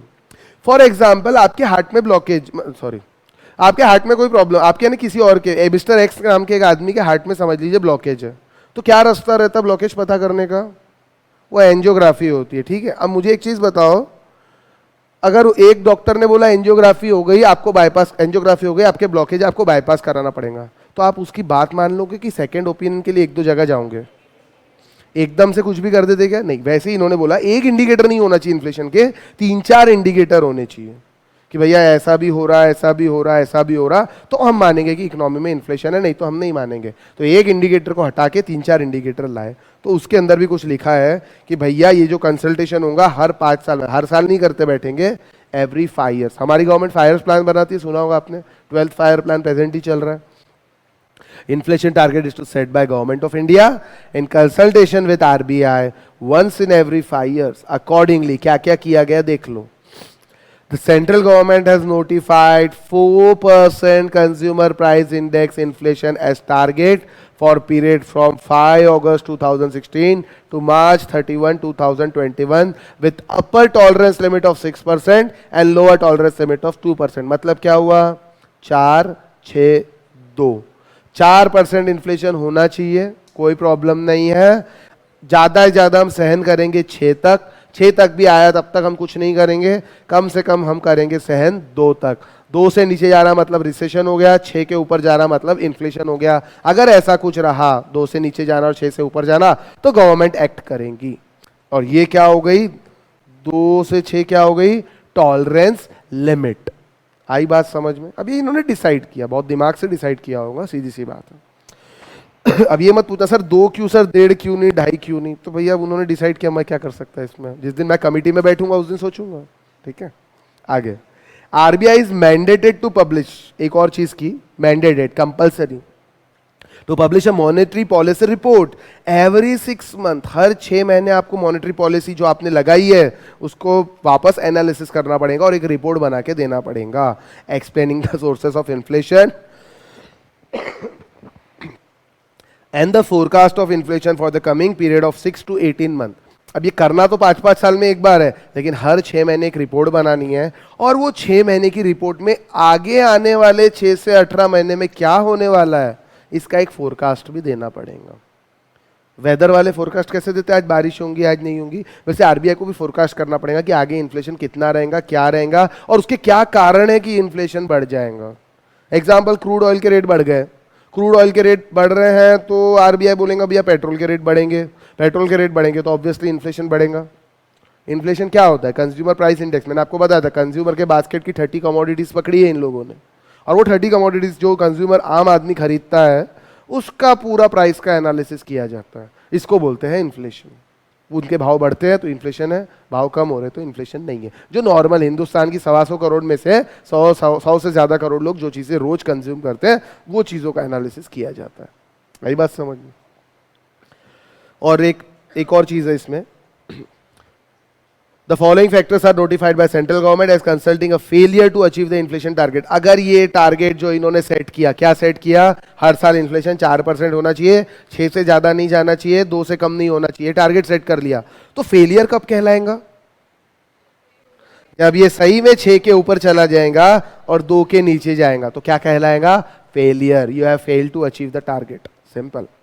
The average inflation is more than upper tolerance limit level of the inflation, तो target for any 3 consecutive quarters. अब एक 10 दिन के लिए ऊपर चला गया तो उसको ऊपर जाना बोलेंगे क्या? नहीं, 3 कॉन्जिक्यूटिव क्वार्टर्स में अगर अपर टॉलरेंस से ऊपर चला गया या और average inflation is less than lower tolerance, ये लोअर टॉलरेंस है level for any 3 consecutive quarter. मतलब क्या हुआ, 9 महीने, 3 को भी कॉन्सिक्यूटिव होना चाहिए। अप्रैल से जून तक गया, जून से लेके सितंबर में नहीं गया, तो फिर कहलाएगा क्या ये फेलियर? नहीं, ये फेलियर नहीं कहलाएगा। फेलियर कब कहलाएगा? जब का 3 कॉन्सिक्यूटिव क्वार्टर्स में या तो टॉलरेंस लिमिट के ऊपर रहा इन्फ्लेशन तो आप फेल हो गए, या 3 कॉन्सिक्यूटिव क्वार्टर्स में 2 के नीचे रहा इन्फ्लेशन, लोअर टॉलरेंस लिमिट के नीचे रहा, तो आप फेल हो गए, ऐसा माना जाएगा। समझा कि नहीं समझा? आप यानी कौन फेल हुआ? मॉनेटरी पॉलिसी कमेटी, ठीक है जी। हाँ, सीबीआई क्या? सीपीआई बताया ना, 30 कमोडिटीज का प्राइस पकड़ते हैं, उसका वेटेड एवरेज निकाल के उसको निकालते हैं। गेहूं, चावल, दाल, टूथपेस्ट, टूथब्रश, आपके साबुन, किराना, शक्कर, पेट्रोल, जो आप लोग रोज कंज्यूम करते हो, एक आम आदमी जो रोज चीजें वो कंज्यूम करता है, उसके बास्केट में क्या क्या है, कंज्यूमर बास्केट। आप अपन आम आदमी है सब, अपन मर्सिडीज कंज्यूम कर रहे हैं क्या? तो मर्सिडीज आम आदमी कंज्यूम करता है क्या? नहीं, तो उसको हटा दो। आम आदमी तो टू व्हीलर ही कंज्यूम करेगा, तो टू व्हीलर ही पकड़ते हैं। ऐसे उन्होंने डिसाइड किया है, सेंट्रल सीएसओ ने, सेंट्रल स्टैटिस्टिकल ऑर्गेनाइजेशन ने 30 कमोडिटीज को पकड़ा है जो इन्फ्लेशन का कारण है। आम आदमी 125 करोड़ में से जो 100 से ज्यादा करोड़ लोग कंज्यूम करते हैं रोज, दूध हो गया, मिल्क है, चाय पत्ती एक्सेट्रा, ये सब चीजें उसके अंदर आती। समझा गया? ये कमेटी के बारे में आपको ये बताया, कमेटी कैसी रहेंगी। अब ये करेंगी क्या? टाइम पास करेंगी क्या? और क्या, टाइम पास ही है। The MPC shall determine the policy rate required to achieve inflation, accordingly fixing the benchmark policy interest rate, repo rate fix करेंगी इन्फ्लेशन के हिसाब से, made through debate and majority vote with by this panel of expert। और समझ लो ये सब की साफ लिखा है, ये आपस में सब में बहस होंगी, डिबेट होगा, और उसके बाद मेजोरिटी जो बोलेंगी वो करना है। यानी गवर्नर का वीटो पावर नहीं चलेगा यहाँ पे। यानी मेजोरिटी कैसे आएंगी? 3 आदमी सेंट्रल गवर्नमेंट के बिठाए, 3 आदमी आरबीआई के, लड़ाई होंगी तो क्या होगा? तीनों एक वोट ही नहीं पड़ेगा ना, यस और नो। इसीलिए 3 आदमी बिठाए सेंट्रल गवर्नमेंट। अब सोचो कितनी प्लानिंग है। अब ये डीमोनेटाइज करना भी मॉनेटरी पॉलिसी का काम है कि नहीं है? इसका मतलब ऑब्वियसली पॉलिसी डिसीजन उसी से लेने हैं ना, तो इसलिए आगे जाने दो। RBI will follow a system which is more consultative and participative, similar to one followed by many of the central bank in the world। इसने मैंने बोला क्या करती है, सब फालतू है। किसको देखेंगे? बाकी वर्ल्ड की सेंट्रल बैंक क्या कर रही है, ये क्या कर रहा, वो क्या कर रहा, कुछ नहीं होता है यहाँ पे। जो 3 लोग भी है ना वो कमिटी के अंदर सेंट्रल गवर्नमेंट वाले, उनको भी जो जितनी अक्ल वाले होने चाहिए उतनी अक्ल वाले नहीं है। जिनको बिठाना चाहिए उनको नहीं बिठाया है। बहुत सारी चीजें इंडिया में पॉलिटिक्स से इन्फ्लुएंस रहती है। The new system is intended to incorporate diversity of views. देखो क्या क्या लिखा है, डाइवर्सिटी ऑफ व्यूज। भैया आरबीआई का व्यू भी और गवर्नमेंट व्यू भी, दोनों व्यू मिलेंगे तो अच्छा काम होगा, ऐसा इनका सोचना है। Specialized experience, independence of opinion, representativeness, कौन बना रिप्रेजेंटेटिव? सेंट्रल गवर्नमेंट का रिप्रेजेंटेटिवनेस है, एंड अकाउंटेबिलिटी, जवाबदारी। ठीक है, समझ आया ये सब? ये एग्जाम में आ सकता। हाँ, न्यू सिस्टम क्या है कि नहीं, तो ये ध्यान रखना। अब जो अभी तक बोला वही लिखा है, मॉनेटरी पॉलिसी का इंप्लीमेंटेशन आरबीआई कैसे करती है। RBI monetary policy department assist monetary policy committee in formulating the monetary policy. MFC formulates the monetary policy by determining the policy rate required to achieve the target inflation. Financial Market Operation Department FMOD operationalize the monetary policy mainly through day-to-day liquidity management operation। और उसके बाद जो FMC committee है ये कब मिलेंगी? रोज मिलेंगी क्या? यस, रोज मिलेंगी। ये कमिटी फाइनेंशियल मार्केट कमिटी जो है पॉलिसी, ये मॉनेटरी पॉलिसी कमिटी रोज नहीं मिलेंगी। जो इन्होंने फाइनेंशियल मार्केट कमिटी बनाई है वो रोज मिलेंगी। काय के लिए? काय के लिए? means daily to review the liquidity condition so as to ensure that operating target of monetary policy, जिसको बोलते हैं weighted average lending rate, it kept close to the policy repo rate। repo rate मालूम है, policy repo rate जो बना रहे हैं उसको close रखना है आपके monetary policy के target को, जो भी liquidity conditions को review करते हैं। ज़्यादा बहुत अलग नहीं होना चाहिए, इसीलिए लोग करेंगे। अब ये सब कोई एग्जाम पॉइंट ऑफ व्यू से रेलेवेंट नहीं है, ये आपको बता दिया। कंप्लीट हो गया? हाँ, तो हमारे भैया 3 चैप्टर कंप्लीट हुए। कितने चैप्टर कंप्लीट हुए? 3। तो इसमें से कुछ क्वेश्चन आए वो देखेंगे क्या एग्जाम में, कि कल देखते हैं? कल कल देखेंगे, लेकिन तुमको कुछ आपको बताता हूं पहले। पेज नंबर निकालो क्वेश्चंस वाले। Page number 4.63।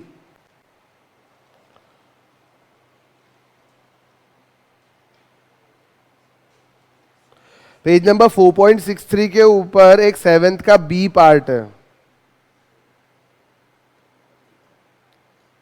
दिख रहा क्या? 7th का बी। इसको घर से करके आना, मतलब एक बार सोच के आना मेरे बोलने पे। और पेज नंबर निकालो 4.68। अरे और भी है, लेकिन मैं सिर्फ सोचने के लिए जितना बोल रहा हूं उतना सोचो घर पे। और एक 7th का पेज नंबर 4.68 में 7th क्वेश्चन का सी पार्ट दिख रहा आपको? हाँ, 7th का सी, RBI publish following data, you are required to compute M4। ये घर से करके आना।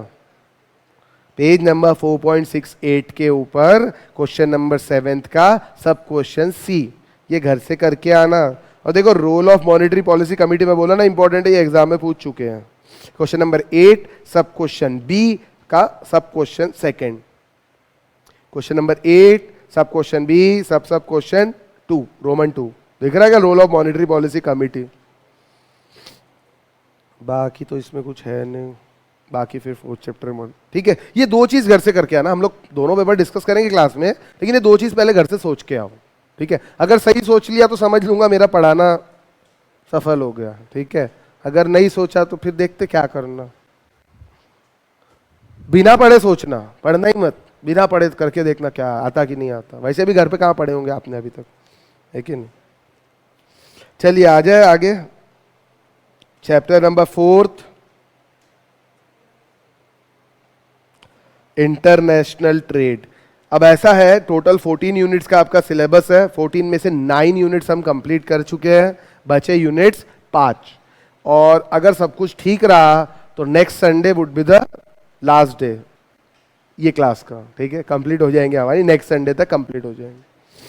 अब भैया इंटरनेशनल ट्रेड के बारे में हम लोग थोड़ा, ये 5 यूनिट है बचे हमारे, 5 यूनिट्स में चैप्टर डिवाइडेड है। अभी 8 ही बचे हैं, पूरा 1 घंटा है। नहीं, इसमें तो बहुत मजा आएगा आपको, ये तो सब प्रैक्टिकल नहीं, कुछ थेरोटिकल भी है। चलो देखते हैं। थेरीज ऑफ इंटरनेशनल ट्रेड जो पहला हमारा यूनिट है। Instruments of trade policy, trade negotiation, exchange rate and it's economic effects, international capital movements. ये थेरोटिकल है, ये थेरोटिकल है, बाकी ये भी और ये भी प्रैक्टिकल। चलो देखते हैं।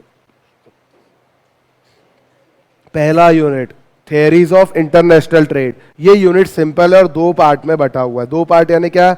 एक है इंटरनेशनल ट्रेड, दूसरा important theories of international trade. Total international trade की 5 थेरी है, 5 और एक और सब थेरी है 5.5। 5.5 बोलो या 6 बोल दो, ठीक है। ये देखो यहाँ पे लिखा है, ये दिख रहा? 5.5 theory. Mercantilistic approach, absolute advantage, comparative advantage, और इसके अंदर थोड़ा सा और है हेक्सकर ओलिन थ्योरी और न्यू ट्रेड थ्योरी। ये 5 थ्योरी दी हुई है। इसमें से ये और ये इंपॉर्टेंट है, बाकी कोई काम मतलब काम की यानी सच एग्जाम पॉइंट ऑफ व्यू से इंपॉर्टेंट नहीं है। इसमें से एक पे क्वेश्चन आ चुका है, एक पे आना बाकी है। तो मैं बता दूंगा किस पे आना बाकी है, तो उसको जरा अच्छे से कर लेना, ठीक है। चलिए सबसे पहले कुछ फालतू चीजें पढ़ा देता हूँ 15 मिनट में। इंटरनेशनल ट्रेड और डोमेस्टिक ट्रेड का डिफरेंस बिटवीन, क्या होता है इंटरनेशनल ट्रेड? Import export तो by the way, these are the ways by which the international trade is done. What is international trade? 2 countries के बीच में ट्रांजैक्शन होता है सर, तो वो इंटरनेशनल ट्रेड। तो डोमेस्टिक क्या हुआ? घर में, घर में हुआ, तो चलो ठीक है। तो उसमें कितने करेंसी लगती है इंटरनेशनल ट्रेड में? एक ही करेंसी की 2 करेंसी इन्वॉल्व होती है? तो भाई जैसे यूएसए से कर रहे हैं तो रूपी डॉलर इन्वॉल्व होगा, और अपने घर में कर रहे हैं तो एक करेंसी इन्वॉल्व होंगी। उसमें 2 कंट्री रहते हैं, उसमें 2 कंट्री के अलग अलग रेसिडेंट रह सकते हैं, इसके अंदर एक ही कंट्री के रेसिडेंट रह सकते हैं। चलो और क्या है? Rules and regulations international trade में कौन से कंट्रीज के लगेंगे? एक कंट्रीज के, वो दोनों कंट्रीज के, दोनों कंट्रीज के। भाई वो जो कंट्री बेच रही है उसके भी रूल्स मानने पड़ेंगे, और हमारे जो कस्टम ड्यूटी के रूल्स है वो भी मानने पड़ेंगे। और इंडिया में अपने इंडिया का जो रूल्स एंड रेगुलेशन है वो फॉलो करना पड़ेगा। टैरिफ कौन सी, उसमें कस्टम टैरिफ एप्लीकेबल है, और इंडिया से इंडिया गुड्स खरीद बेच रहे हैं तो क्या एप्लीकेबल है, जीएसटी। आजकल जीएसटी आ गया, ठीक है, डोमेस्टिक टैरिफ। समझ में आया भी डिस्टिंक्शन, कोई काम का लगा क्या आपको? एग्जाम में भी नहीं आएगा, चिंता मत करो, ठीक है। क्या है इंटरनेशनल ट्रेड के फायदे, है कुछ फायदे की नहीं है? अब सुनो मेरी बात, एडवांटेजेस बहुत सारे लिखे हुए हैं, आपको 8 पॉइंट है, 8 में से 2 या 3 ध्यान में रख लेना जो आपके पसंद के पॉइंट है आपके लिए। और वैसे ही डिसएडवांटेजेस में भी 9 पॉइंट है, वो अगेन 3 या 4 या 2 या 3 4 आपके हिसाब से ध्यान रख लेना। 3 मार्क के लिए आए तो 4 पॉइंट छाप देना, 2 मार्क के लिए आए तो 3 पॉइंट लिखना, लेकिन लिखना मेहरबानी करके यही अपने मन से, मार्क्स चाहिए तो, नहीं तो फिर आपकी मर्जी, ठीक है, मर्जी है आपकी, पेपर है आपका, पास आपको होना है, ठीक है। चलो क्या एडवांटेजेस है इंटरनेशनल ट्रेड के, मुझे पहले बिना देखे बोलो, क्या फायदा है क्या इंटरनेशनल ट्रेड करने का? क्या फायदा? फॉरेन करेंसी आएंगी हमारे, हाँ बिल्कुल आएंगी। जो हम एक्स्ट्रा प्रोड्यूस कर रहे हैं वो यहां नहीं बिक रहा तो हम वहां बेच के पैसा कमा सकते बराबर। और एक्सपोर्ट बढ़ेगा तो हमारे एम्प्लॉयमेंट बढ़ेंगी, बराबर है ना भैया। यहाँ प्रोड्यूस करेंगे तो यहाँ एम्प्लॉयमेंट बढ़ेगी, मैन्युफैक्चरिंग बढ़ेगी, जीडीपी भी बढ़ेगा हमारा। हाँ, और ऐसा लिखने का इकोनॉमिक टर्म, जीडीपी बढ़ेगा, बड़े बड़े टर्म चिपकाने का। और टेक्नोलॉजी नई हमारे कंट्री में आएंगी। आज इंडिया में एक भी ऐसी कंपनी नहीं है जो CT scan machine, MRI machine बनाती है, मालूम है क्या? सीटी स्कैन एमआरआई समझता, जरूरी है वो चीज, बहुत जरूरी है। एक भी इंडियन कंपनी नहीं है जो बनाती है मशीन। तो ये सब आई कहाँ से? Foreign, import, foreign technology. Philips, Toshiba, Hitachi, Indian companies नहीं है।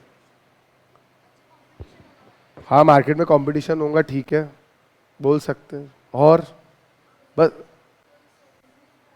बिजनेस बढ़ा सकते, बिजनेस बढ़ेगा दुगना तिगना। आप ग्लोबली सोच सकते हो, सिर्फ इंडिया के लिए मत बनाइए गुड्स, ग्लोबली बनाइए, एक्सपोर्ट तक सोचिए। और यानी अपनी सरप्लस, अपने यहाँ तो खाली बैठे ना लेबर, तो कुछ बना के बेचो, फायदा होगा। वी आर कैपिटल अबंडेंट और labour abundant, we are labour abundant, ठीक है। और बस इतने ही फायदे यहाँ तो बोल। हाँ, बाहर की कंपनीज की शायद क्वालिटी अपने से अच्छी है, अगर वो कंपनीज आएंगी तो क्वालिटी बनाएंगी और हमको अच्छी क्वालिटी का प्रोडक्ट, कंपटीशन तो हो ही रहा है, कम रेट में मिलेगा। अभी ये एमआई नाम की कंपनी आ गई, टीवी कितने सस्ते हैं इस एमआई कंपनी के, 32 इंच का टीवी 14,000 रुपये में। आज तक कभी 32 इंच का टीवी 14,000 में सैमसंग किसी ने दिया था क्या? तो अब एमआई कंपनी के आने से हमको चीज़ें सस्ती मिलेंगी कि नहीं मिलेंगी? वैसे भी एक भी इंडियन कंपनी नहीं है इलेक्ट्रॉनिक्स मार्केट में, वीडियोकॉन थी वो भी खत्म हो गई, तो बचा क्या? जब फॉरेन कंपनी का ही लेना है तो किसी का भी लोना अपना क्या जा रहा है? यस और नो, ठीक है। और बिल्कुल टेक्नोलॉजी नई आएंगी भी और अपग्रेड भी होती रहेंगी, सही से जितना लिखे सब लिखा हुआ है यहाँ पे। और बोलो, बस इतना ही होता? सर इतना भी बहुत है ना, इतना लिख दिया बहुत है, यस और नो। चलिए पढ़ना है क्या इसको? एक बार इसको पढ़ लेते हैं यहाँ पे हम लोग, ठीक है। अच्छा ये तो आप भूले ही नहीं, 2 नेशन के बीच में रिलेशन अच्छे हो जाएंगे ट्रेड से, फालतू पॉइंट भी तो रहते ना, वो भी लिखे हैं, ठीक है। फालतू ही तो है, रिलेशन अच्छे का होता है। इंडिया चाइना के बीच में कितना ट्रेड होता है, क्या रिलेशन अच्छे है क्या? नहीं है, तो लेकिन फालतू है, ठीक है।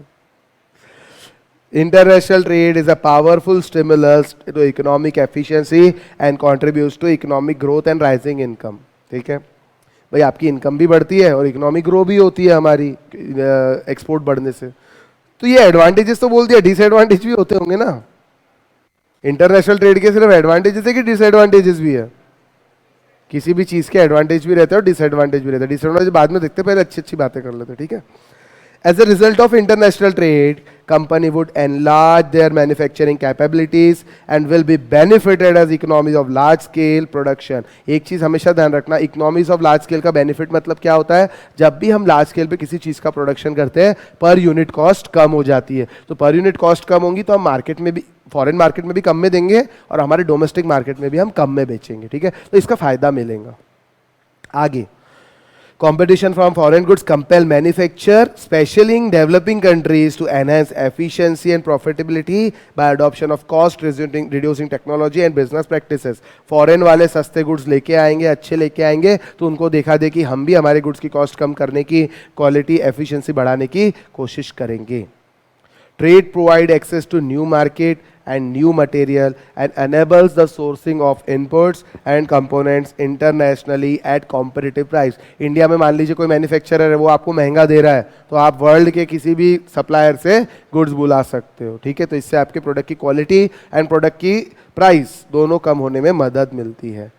It also enables nations to acquire foreign exchange reserve necessary for imports which are crucial for sustaining their economies. अब आप एक्सपोर्ट करोगे तो आपके कंट्री में तो डॉलर्स आएंगे, फॉरेन करेंसी आएंगी, और ये फॉरेन करेंसी यूज का आप काय में करोगे जो आप नहीं बना सकते, यानी टू फाइनेंस योर इंपोर्ट्स. जो आपके इंपोर्ट करते हो उसमें डॉलर्स देने पड़ते कि नहीं देने पड़ते, तो वो डॉलर्स आपको यहां से एक्सपोर्ट से आ जाएंगे. International trade necessitates increased use of automation, supports technological change, stimulates innovation, facilitates greater investment in research and development, and improvement in the productivity of the economy. ये सारे फायदे इंटरनेशनल ट्रेड के कारण हमारे को होंगे, क्योंकि इंटरनेशनल ट्रेड के अंदर लिखित में मतलब यानी कागज में नहीं लिखना, सब ऑटोमेशन फॉर्म में काम चलता है, सब ईमेल फॉर्म में काम चलता है, ऑनलाइन ट्रांसफर रहता है, सेल परचेज हर चीज ऑनलाइन की जाती है. ठीक है, एक्सपोर्ट से और क्या फायदा होगा? It stimulate the economic growth by creating job. नई जॉब अपॉर्चुनिटीज क्रिएट होंगी और हमारे यहाँ पे जहाँ अनएम्प्लॉयमेंट बहुत बड़ा प्रॉब्लम है वो सॉल्व होने में मदद मिलेगी. Supports technological change by creating job which could potentially reduce poverty and augmenting the factor incomes, and in doing so raising standards of living and overall demand for goods and services. The trade also provide greater stimulus to innovative services in banking, insurance, logistics and consultancy services. समझ आएगा fourth point? Fourth point का मतलब है economic, ये exports है, देखिए specifically export की बात की गई है. एक्सपोर्ट स्टिमुलेट करता है इकोनॉमिक ग्रोथ को. कैसे? एक्सपोर्ट करोगे मतलब नए जॉब अपॉर्चुनिटी, मैन्युफैक्चर यहाँ करना पड़ेगा तभी एक्सपोर्ट करोगे, तो नए जॉब आएंगे जिसके कारण लोगों को काम मिलेगा, तो गरीबी कम होगी कि नहीं होगी? हाँ. लोगों के पास फैक्टर इनकम आएंगी, हाँ. पैसे आएंगे तो उनका स्टैंडर्ड ऑफ लिविंग बढ़ेगा, हाँ. Overall demand goods and services की बढ़ेंगी, हाँ. बिजनेस बढ़ेगा तो बिजनेस वाले इंश्योरेंस भी कराते हैं, ट्रांसपोर्ट फैसिलिटीज भी लेते हैं, कंसल्टेंसी सर्विसेज भी लेते हैं, बैंकिंग सर्विसेज भी लेते हैं. ये सारी सर्विसेज इनोवेटिव और एक्सपांड होंगी कि नहीं होंगी? सबको काम मिलेगा ना, इसका मतलब वो है. Employment generating investments including FDI comes because of international trade. आपको FDI और FII के बारे में कभी तो भी आपने सुना होगा. What is FDI? इन्वेस्टर यहाँ आके यहाँ फैक्ट्री लगा के सब कुछ पूरा बिजनेस पूरी प्रोडक्शन कैपेसिटी लगा रहा है. और व्हाट इज FII? स्टॉक हमारे कंट्री के कैपिटल मार्केट के अंदर इन्वेस्ट करते हैं. एक आपकी वाइफ है और दूसरी गर्लफ्रेंड है. FII कभी भी धोखा देके जा सकते हैं, FDI वाले धोखा देके नहीं जा सकते. अरे गर्लफ्रेंड, आपके पास पैसे कम हो जाएंगे तो गर्लफ्रेंड चली जाएंगी, वाइफ जाएंगी क्या? नहीं, चांसेस कम है. आजकल चले जाते हैं लेकिन चांसेस कम है. ठीक है, क्योंकि पूरा डिवोर्स लेना पड़ता है ना, थोड़ा महंगा प्रोसीजर है. ठीक है, आगे कहा गए, हाँ. Improvement in quality of output of goods and services, क्योंकि अगर आपको एक्सपोर्ट करना है तो क्वालिटी अच्छी रखनी पड़ेगी कि नहीं रखनी पड़ेगी? यस और no? Superior products, finer labour, और इसके अलावा आपको एनवायरमेंटल स्टैंडर्ड्स भी मेंटेन करने हैं. Enhance the value of product, enable our economy to move up to global value chain. मतलब कहीं भी हमारा प्रोडक्ट जाए ना तो उसकी क्वालिटी जानी चाहिए, मतलब अच्छा प्रोडक्ट है ऐसा मानना चाहिए फॉरेन कंट्रीज वालों ने. जब चाइना का प्रोडक्ट कहीं भी जाता तो क्या सोचते हैं अपन? हल्की क्वालिटी है. जबकि जितने भी हम अच्छा प्रोडक्ट लो चाहे बेकार, मैन्युफैक्चरिंग तो चाइना में ही होती है ना. आप सैमसंग के टीवी ले लो, एप्पल का फोन ले लो, कुछ भी ले लो, मैन्युफैक्चरिंग लिखा है इसमें, manufactured in China, assembled in California. ठीक है, तो अच्छे से अच्छा प्रोडक्ट भी चाइना में ही मैन्युफैक्चर होता है. मानो तो ठीक, नहीं मानो तो ठीक. ठीक है, अच्छा, न्यू मार्केट बनेंगे, प्रोडक्टिव बेस बनेगा, एक्सपोर्ट डाइवर्सिफिकेशन होगा, न्यू पॉसिबिलिटीज आएंगी, बहुत सारी चीजें होंगी, और countries can gainfully dispose of their surplus output, जो भी वो एक्स्ट्रा का बनाते हैं सरप्लस आउटपुट कैपेसिटी, वो आप डिस्पोज ऑफ कर सकते हैं किसको, किसी और कंट्री को जहां पे उस चीज की जरूरत है। अब ये सब अच्छी अच्छी चीजें दिख रही है, इसके ड्रॉबैक भी निकलेंगे कि नहीं निकलेंगे? क्या होता है, अच्छी क्वालिटी का गुड्स एक्सपोर्ट हो जाता है और खराब क्वालिटी का हमको कंज्यूम करने मिलता है, यस और नो? आपको मालूम है वो अनार खाते हैं आप लोग, पोमोग्रेनेट, कितने रुपए में एक्सपोर्ट होती मालूम है क्या? 400 रुपए पर केजी उसका एक्सपोर्ट प्राइस है, अच्छी क्वालिटी की। और अपन यहाँ कोई 400 रुपए दे पाएगा क्या? 400 रुपए पर केजी अनार कितने की मिलती? 100 रुपए के आसपास मिलती, 100 सवा 100। अगर आपको बोले 400 रुपए में अनार बेचेंगे तो आप लेंगे क्या? नहीं। लेकिन फॉरेनर्स उसको 400 रुपए में लेते हैं, 400 450 भी जाता है कभी कभी प्राइस। तो कौन सी क्वालिटी लेंगे वो लोग? जो आप खाते वो कि आपसे कई गुना अच्छी? सीधी बात है ना। तो फार्मर्स क्या करेंगे, पूरी अच्छी अच्छी क्वालिटी पहले एक्सपोर्ट कर देंगे और बचेगा जो माल जो नहीं हो रहा है एक्सपोर्ट, वो 100 रुपए में आपको दे देंगे, 100 सवा 100। महाराष्ट्र का एक विलेज है जहां पे पोमोग्रेनेट की खेती 80% फार्मर्स करते हैं, और वो एक एक फार्मर के पास 5-5 बंगले हैं। कितने बंगले हैं? 5-5 बंगले हैं एक एक फार्मर के पास, ज्यादातर फार्मर के। किसी के 4 हो सकते हैं, गला मत पकड़ना मेरा आके, सर 4 है ना इसके पास, ऐसा नहीं, किसी के पास 4 किसी के पास 5। ये न्यूज आई थी, फ्लैश न्यूज बनी थी आज से 6 महीने पहले। क्या करते क्या है, सिर्फ पोमोग्रेनेट, दूसरा बिजनेस ही नहीं करते। सीधी बात है, लागत जब 100 में बेच के भी पैसा कमा रहे हैं तो 400 में बेच के कितना कमाएंगे? 300 रुपए पर केजी की कमाई टन्स में एक्सपोर्ट की जाती है। Just imagine the margin, yes और नो? और कौन से धंधे में इतना मार्जिन है भैया?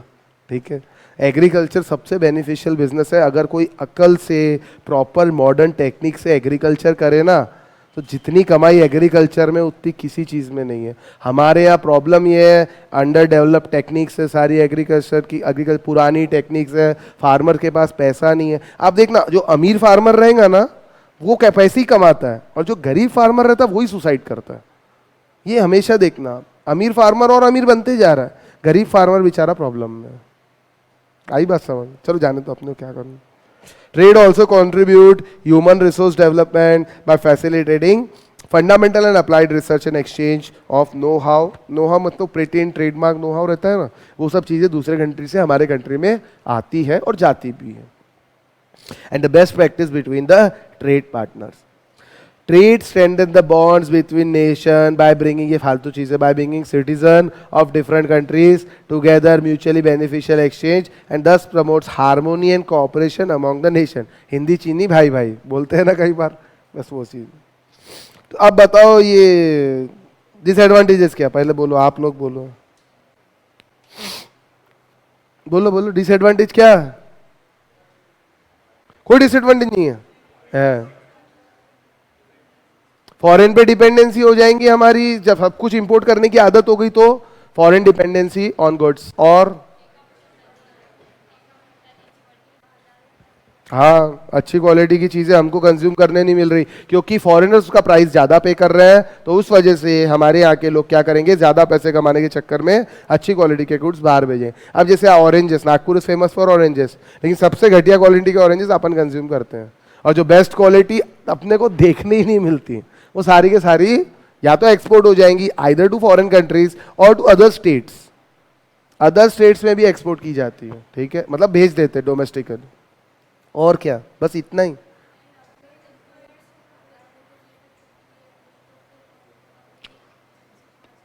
अपनी चीज देखो, अगर एक्सपोर्ट एक्सपोर्ट एक्सपोर्ट बोलेंगे तो हमारे यहाँ शॉर्टेज नहीं होंगी क्या? तो हमारे अगर शॉर्टेज होंगी तो प्राइसेस बढ़ेंगे कि नहीं बढ़ेंगे?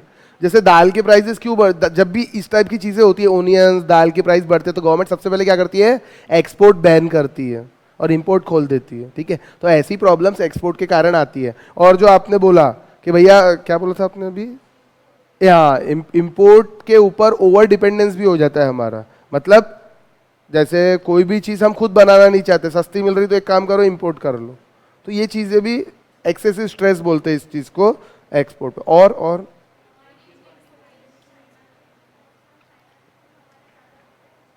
सस्ते होने के कारण, तो हमारी इंडियन इंडस्ट्रीज की बैंड बज रही है, ठीक है, बराबर है। और ये सब लिखा हुआ है।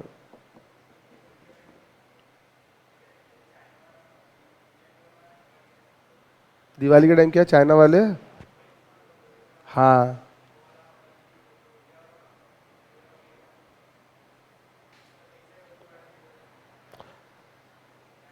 ड्यूटी बढ़ा दी है वो बोल रहे क्या?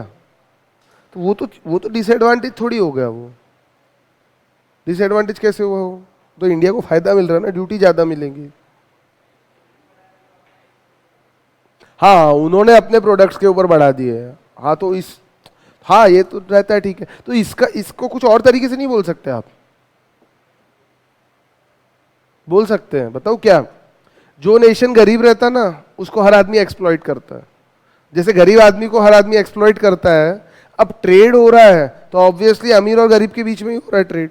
अमेरिका अमीर है, अपन गरीब है। अरे हाँ कि ना, उसके सामने तो गरीबी है ना भैया। तो अपने बीच में ट्रेड हो रहा है तो अपने को एक्सप्लॉइट करेगा कि नहीं करेगा वो? यानी कम देगा और ज्यादा ले लेगा।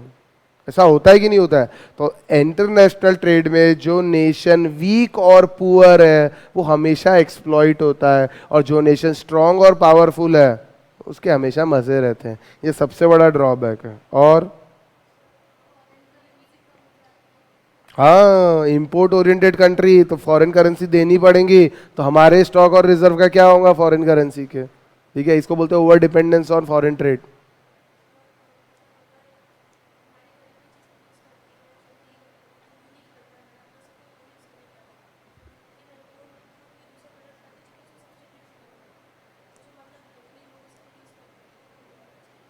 सही है, बिल्कुल सही है। यूनिक चीज भी कॉमन हो जाती है, या वो लोग भी बना लेंगे ऐसा अपन कुछ। वो तो अब कोई चीज आपने बनाई, वो लोग उनके पास चली गई तो देख के वैसा प्रोडक्ट बना भी सकते हैं ना।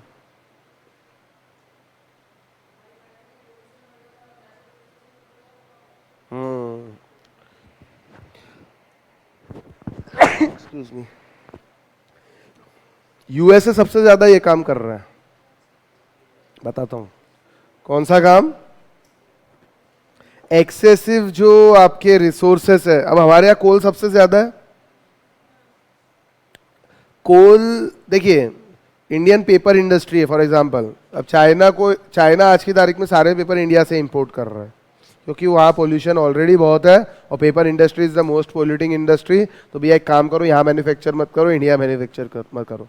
पोल्यूशन से एक्सटर्नलिटी आती है, ये तो हमने देखा था। प्लस पेपर बनाने के लिए वाटर और कोल इसका बहुत यूज करना पड़ता है, और ट्रीज काटने पड़ते हैं। तो बैंड किसकी बज रही?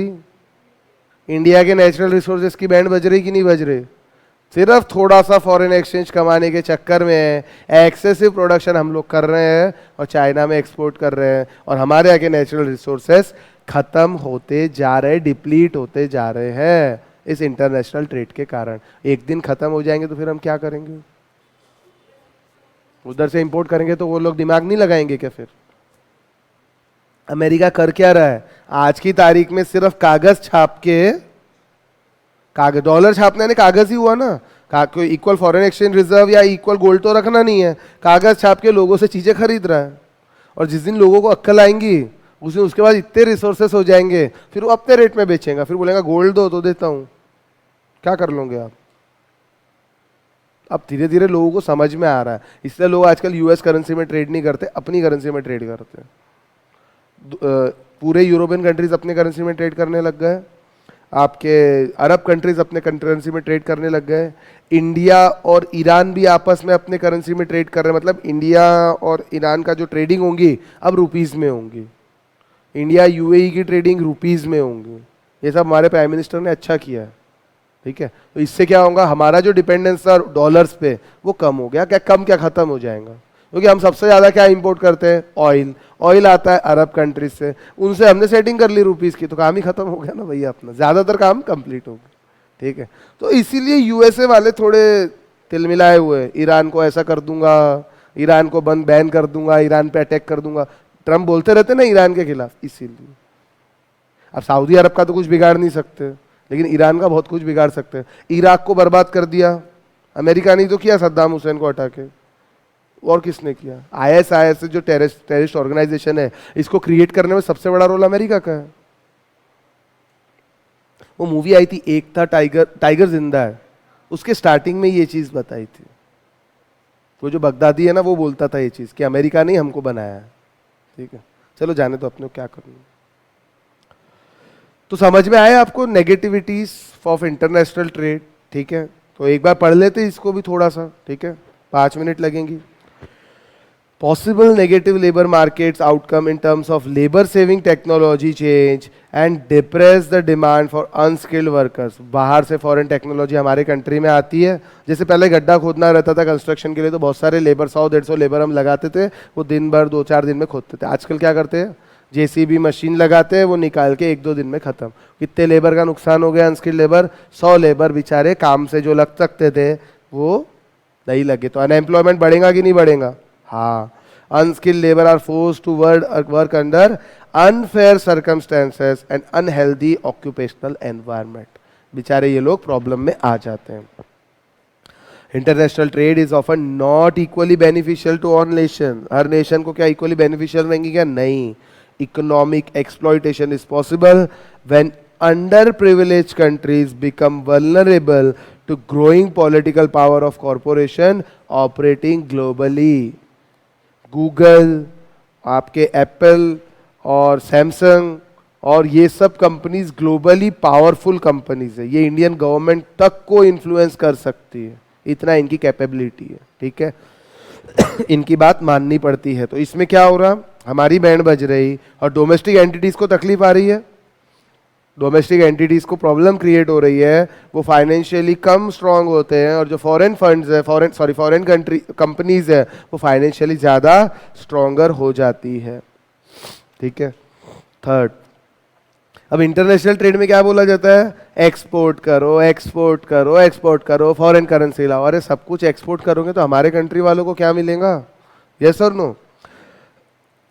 International trade is often criticized for its excessive stress on export and profit-driven exhaustion of natural resources। जो अभी आपने बताया, प्रॉफिट के लिए आप अपने नेचुरल रिसोर्सेज को एक्सप्लॉइट करते जा रहे हैं। एक दिन तो खत्म होंगे कि नहीं होंगे? यस और no? This leads to exhaustion of natural resources, कभी ना कभी खत्म होंगे, in shorter span of time, which could have serious negative consequences of society at large। किसी को पता चल जाए कि आपके पास ये खत्म हो गया, अब आप लेने के लिए आ रहे हो, तो ज़्यादा महंगे में देगा कि सस्ते में देगा? ऑब्वियसली महंगे में देगा, तब हमारी बैंड बच जाएंगी। ठीक है, probable shifts towards consumer culture and change in patterns of demand in favor of foreign goods which are likely to occur in less developed countries may have adverse effect on development of domestic industries। हमारे यहाँ ये हो रहा है कि नहीं हो रहा है? हम इंपोर्टेड गुड्स को ज़्यादा कंज्यूम करते हैं और डोमेस्टिक इंडस्ट्रीज की बैंड बज रही है। यस और no? And may even threaten the survival of infant industry. Infant मतलब इन्फेंट बच्चे कैसे रहते हैं?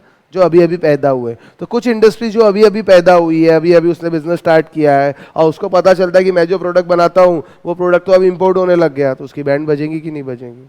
बिल्कुल बजेंगी। रिस्की डिपेंडेंस, अब आप अंडर डेवलप्ड कंट्री हो या डेवलपिंग कंट्री हो, आप अगर डेवलप्ड कंट्री पे डिपेंडेंट हो जाते हो अपनी ज़रूरतों के लिए, और कल उसने देना बंद कर दिया तो? जैसे हम डिफेंस इक्विपमेंट्स के लिए डिपेंडेंट होते जा रहे हैं बाहर के कंट्रीज पे। राफेल चाहिए तो फ्रांस से ही आएगा, अगस्टा वेस्टलैंड हेलीकॉप्टर चाहिए तो जर्मनी से ही आएगा। क्यों, हम क्यों नहीं बना सकते? We should make. इसीलिए हमारे prime minister make in India पे बहुत एम्फेसिस कर रहे हैं कि भैया मेक इन इंडिया मतलब इंडिया में बने, ताकि हमारा जीडीपी भी बढ़े, लोगों को एम्प्लॉयमेंट भी मिले, और हमारे जो हम अगर खुद बनाएंगे तो सस्ता नहीं पड़ेगा। आपने एक न्यूज़ सुनी होगी, ISRO Indian research space organisation ने एक दिन में 108 सैटेलाइट्स लॉन्च की थी।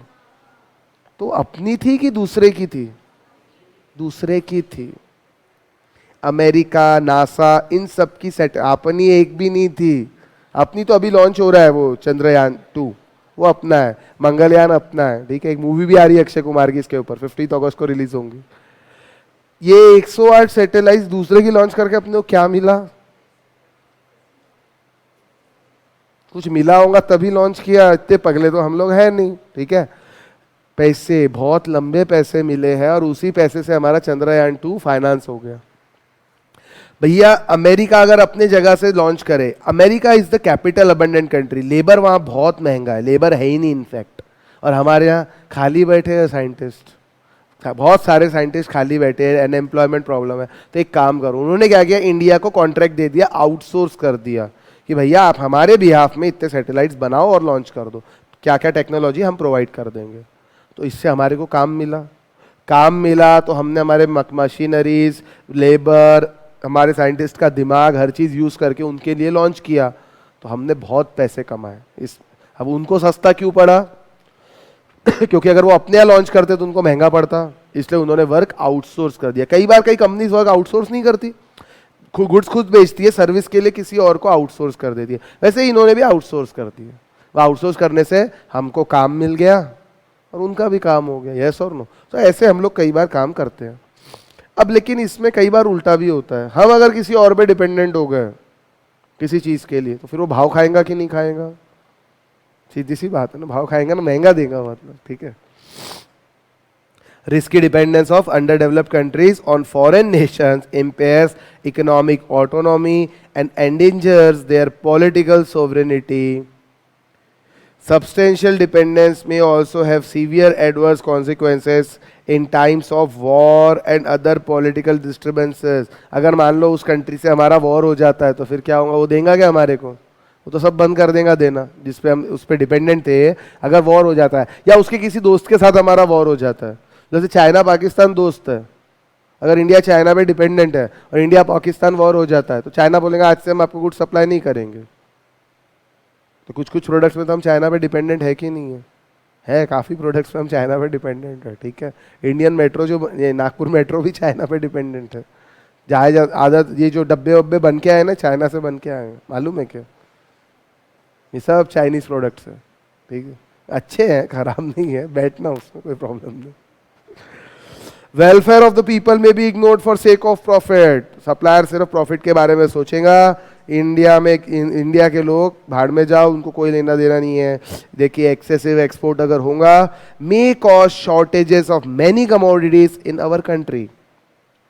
जो कंट्री एक्सपोर्ट करता है उसके खुद के शॉर्टेज हो जाते हैं और हमारे कंट्री में फिर क्या होगा, इन्फ्लेशन बढ़ जाएगा। जैसे ओनियन प्राइस बढ़ गए थे, हम एक्सपोर्ट ओनियन करते जा रहे हैं और यहाँ पे कमी हो गई और प्राइसेस बढ़ गए 70-80 रुपए पे पहुंच गए, तो शॉर्टेज भी हो गई एंड इन्फ्लेशन भी बढ़ गया, ठीक है। कुछ और लिखा है, also import of harmful products may cause health hazards and environmental hazard. Example Chinese products, Chinese product के क्लॉथ, चाइनीज क्लॉथ भी हम आजकल यूज़ करते हैं, चाइनीज बेडशीट भी यूज़ करते हैं, वो बेडशीट स्किन के लिए अच्छी नहीं रहती है, ठीक है, लेकिन हम यूज़ कर ही रहे हैं। चलो, टू मच एक्सपोर्ट ओरिएंटेशन में distort actual investment away from genuine investment needs of country. Country को जिस चीज़ की ज़रूरत है वो तो मिलेगा नहीं, और दूसरी और चीज़ें जिसकी ज़रूरत ना भी है, इंडियन इंडस्ट्री ऑलरेडी सफिशिएंट है, उस चीज़ों का भी हमारे को मतलब उस चीज़ों को वो इन्वेस्टमेंट आ जाएंगे जो हमारे कंट्री के इन्वेस्टमेंट को डिटियोरेट कर सकते हैं। Instead of cooperation among nations, trade में breed rivalry on account of severe competition. Rival मतलब एक दूसरे के दुश्मन बन जाते हैं कई बार, ठीक है, तो ये सीवियर कंपटीशन के कारण कई बार होता है। Finally there is often lack of transparency and predictability in respect of many aspects leading to trade policies between trading partners. There is also many risks in trade which are associated with changes in government policy and participating country such as imposition of import ban. इसका best example है, मैं शायद foundation की class में बताया भी था, 2014 में जब हमारे प्राइम मिनिस्टर पीएम बने थे, उन्होंने क्या किया था, देखिए ब्लैंकेट की सीजन कब रहती है, ब्लैंकेट आप कब यूज़ करते हो, ठंडी में यूज़ करते हो ना, ठंडी में यूज़ करते मतलब आप दिसंबर में यूज़ करोगे, आप नवंबर में यूज़ करोगे, खरीदोगे कब, अक्टूबर में खरीद लोगे या नवंबर में खरीदोगे। और शॉपकीपर जो ब्लैंकेट बेचता है वो कब खरीदेगा, अगस्त के आसपास, सितंबर के आसपास अपनी दुकान में ब्लैंकेट खरीदना स्टार्ट कर देगा। जो प्रोड्यूसर है या जो इम्पोर्टर है वो कब बेचेगा आपको, या वो कब बुलाएगा, जून जुलाई के आसपास बुलाएगा, फिर आपको बेचेगा। प्राइम मिनिस्टर ने जून जुलाई के महीने में ब्लैंकेट पे इंपोर्ट ड्यूटी डबल ट्रिपल कर दी। अब जो ब्लैंकेट 100 रुपए का पड़ता था वो ब्लैंकेट 300 का पड़ने लग गया, बिल्कुल 100-200% ड्यूटी लगा दी। अब प्रोड्यूसर जो जिसने इंपोर्ट किया वो क्या करेगा, ड्यूटी भर देगा। अगर ड्यूटी भरेगा तो गुड्स महंगे हो जाएंगे, यानी इंडियन ब्लैंकेट्स का और इंपोर्टेड ब्लैंकेट्स का रेट एक ही आ जाएगा, यस और नो। और जो रेट में इंपोर्टेड ब्लैंकेट्स बिकते थे, यानी मैं कस्टमर नहीं, मैं शॉपकीपर हूं, मैंने जो रेट में उससे सौदे करके रखा था, अब क्या होगा, वो जो एग्रीमेंट हमारे बीच में हुआ था, मैं वो रेट में दे पाऊंगा क्या? मैं इंपोर्टर नहीं दे पाऊंगा, क्योंकि मुझे ड्यूटी ज्यादा लग रही है। और मैं अगर मेरे कस्टमर को बोलता हूँ कि ड्यूटी ज्यादा लग रही है, ब्लैंकेट महंगा हो जाएगा, तो मैं क्या बोलूंगा? Shopkeeper, as a being shopkeeper मैं क्या बोलूंगा? नहीं होना, यस और नो, इंडियन ब्लैंकेट्स बेच दूंगा, यस और नो। तो ऐसे केस के अंदर फिर वो लोग कोर्ट में गए, जो इंपोर्टर है, क्या आप ऐसे कैसे ड्यूटी बढ़ा सकते हो? और कोर्ट में 3 महीने का टाइम मिलता है सामने वाले को रिप्लाई फाइल करने के लिए। जुलाई में कोर्ट में गए, गवर्नमेंट को 3 महीने का टाइम मिला, अगस्त सितंबर अक्टूबर, 3 महीने कोर्ट में टाइम, मतलब कोर्ट का टाइम, जब रिप्लाई गवर्नमेंट को फाइल करना था तो गवर्नमेंट ने क्या किया? ठीक है भैया, गलती हो गई हमारे से, अब गवर्नमेंट ने वो जो ड्यूटी बढ़ाई थी उसको हटा दिया। अब 3 महीने बाद ड्यूटी बढ़ाएंगे, इंपोर्टर अगर आपको गुड्स क्लियर करेगा तो वो इंपोर्टर के गुड्स कोई काम के है क्या? अब वो इंपोर्टर क्लियर करेगा अक्टूबर में, नवंबर के अंदर मेरे पास आएगा, भैया ले लो, तो मैं लूंगा क्या? अब तो सीजन जाने ही वाला है, अभी क्या अगले साल लूंगा? तो इंपोर्टर को बहुत नुकसान उठाना पड़ता है कई बार इस टाइप के गवर्नमेंट के डिसीजन से। इंटेंशन क्या था हमारे प्राइम मिनिस्टर का कि भैया अगले बार इंपोर्टर 2 बार सोच ले गुड्स बुलाने के पहले, मैं कभी भी कुछ भी कर सकता हूँ, ठीक है, ये इंटेंशन था। तो इससे क्या होता है, इंडियन मैन्युफैक्चर्ड ब्लैंकेट का सेल बढ़ जाएगा, चाइनीज इंपोर्टेड ब्लैंकेट्स का सेल कम हो जाएगा। और अगले बार, अब ये इंपोर्टेड गुड्स आ गए, अब अगले बार चाइना से खरीदेगा क्या वो इंपोर्टर? पहले ये तो बेच दूं जो पड़े हैं मेरे पास, यस और नो। तो अगले बार चाइना से हम खरीदेंगे नहीं तो चाइना की इंडस्ट्री को भी धक्का लगा कि नहीं लगा? तो ये प्लानिंग रहती है, ठीक है। तो ऐसा होता है, समझ में आया क्या? बहुत सा कुछ तो जबरदस्ती के डिसएडवांटेज है, ठीक है। अब कुछ इंपॉर्टेंट थेरीज है, 5 थेरी दी हुई है, इसमें से बेटा 2 थेरी अपन आज पढ़ेंगे और बाकी थेरी आज होंगी नहीं। एक थेरी एकदम फालतू थेरी है, मर्केंटलिस्टिक व्यू, ये आज काम की नहीं है, ये पहले थी 17वीं सेंचुरी और 18वीं सेंचुरी। इसके अंदर पता है क्या कहना क्या था? जिस कंट्री के पास गोल्ड सबसे ज्यादा है वो कंट्री पैसे वाला, और जिस कंट्री के पास गोल्ड नहीं है वो गरीब। गोल्ड सिल्वर इस टाइप, ठीक है। तो ऐसा रहता कि जिसके पास गोल्ड रहता वही अमीर रहता क्या? नहीं, ऐसा नहीं रहता, ठीक है। अच्छा, गोल्ड कमाने के लिए क्या करना पड़ेगा? एक्सपोर्ट करना पड़ेगा, और एक्सपोर्ट के बदले में आप क्या मांगो सामने वाले से? गोल्ड मांगो। कुछ भी आप बेच रहे हो बदले में गोल्ड लो, एक्सप्लॉइट कर दो सामने वाले कंट्री को, गोल्ड कमाओ, गोल्ड कमाओ, गोल्ड कमाओ, और जितना ज्यादा आप गोल्ड कमाओगे उतने आप रिच रहोगे, जितना कम गोल्ड रहेगा उतने आप गरीब रहोगे। देख लो लिखा है, एक्सपोर्ट ज्यादा करो, इंपोर्ट कम करो, बैलेंस ऑफ ट्रेड अनफेवरेबल हो जाएंगी, एक्सपोर्ट ज्यादा है इंपोर्ट कम है। गवर्नमेंट और क्या जमा करना है? गोल्ड और सिल्वर जमा करो, बस ये इस पे लिखा हुआ। तो ये सही है क्या? भूख लगेगी तो गोल्ड खाओगे क्या? नहीं। चलो पढ़ लेते इसको, एग्जाम पॉइंट ऑफ व्यू से इररेलेवेंट है, मेरे को नहीं लगता कभी एग्जाम में आएगा, फिर भी आ भी सकता है। Mercantilism was adopted by many nations in 17th and 18th century. क्या बोलते हैं? This approach advocated that country can grow richer and prosperous by accumulating gold and other precious metal and hence required a country to export more। जितना ज़्यादा export करना है अपने resources करो, और बदले में क्या लो? गोल्ड लो, सिल्वर लो, हीरे लो, मोती लो in behalf. Hence export were viewed favourably, कि एक्सपोर्ट बहुत अच्छी चीज़ है, because it resulted in inflow of gold, while imports were not considered conducive for economic growth since they result in outflow of gold। Gold जाना अच्छी बात नहीं है, गोल्ड आना अच्छी बात है, इसलिए एक्सपोर्ट अच्छा, इंपोर्ट बेकार। As per this approach, country can grow economically only at expense or determinant of other, यानी एक बढ़ेगा दूसरे को लूट लो, ठीक है। And there is no win win situation. क्या दोनों कंट्री फायदे में रहेंगे क्या? नहीं। Situation in international trade, the trade according to mercantilism is zero sum game, यानी एक आदमी कुछ भी नहीं कमाएगा जीरो, और एक पूरा सरप्लस में रहेगा, इसको बोलते हैं जीरो सम। सम यानी addition, zero sum game. As one country gain is another country's loss. लेकिन इकोनॉमिकली ऐसा होना चाहिए क्या? दोनों ने कमाना चाहिए, उसने भी कमाना चाहिए और अपन ने भी कमाना चाहिए, ठीक है। The arguments put forth by mercantilistic later proved to have many shortcomings, यानी इसके बहुत सारे ड्रॉबैक थे. And later economists, but this policy was followed by many and fast growing economies in Asia. कई कंट्रीज ने ये चीज़ें फॉलो करी, लेकिन आजकल ये चीज़ें बंद हो गई क्योंकि इसके बहुत सारे ड्रॉबैक है. कई इकोनॉमिस्ट ने बाद में इसके ड्रॉबैक एक्सप्लेन किए. इसके बाद एक दूसरी थी, ये समझा, इसके बाद एक दूसरी theory I, theory of absolute advantage, जिसको एक्सप्लेन करने के लिए एक 2x2 मॉडल हम देखेंगे. ये मॉडल, ये इसमें लिखा क्या है वो तो बाद में पढ़ेंगे, लेकिन पहले मैं समझाने की कोशिश करता आपको कि ये क्या है. ध्यान दो, एक 2x2 मॉडल जो इसने यूज किया आपके नोट्स वाले ने, मतलब मैंने, वही अपन यूज करते हैं. ठीक है, क्या लिखा है यहाँ पे, country A, country B, commodity, wheat, bushels per hour, cloth, yards में मेजर होता है, मीटर्स में मेजर होता per hour. Country A 64, country B 15. कुछ समझ में आया क्या?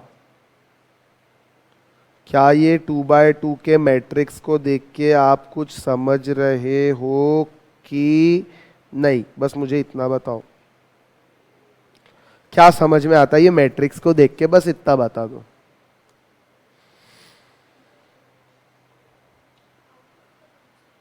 आउटपुट कितना प्रोड्यूस हो रहा पक्का? Per hour.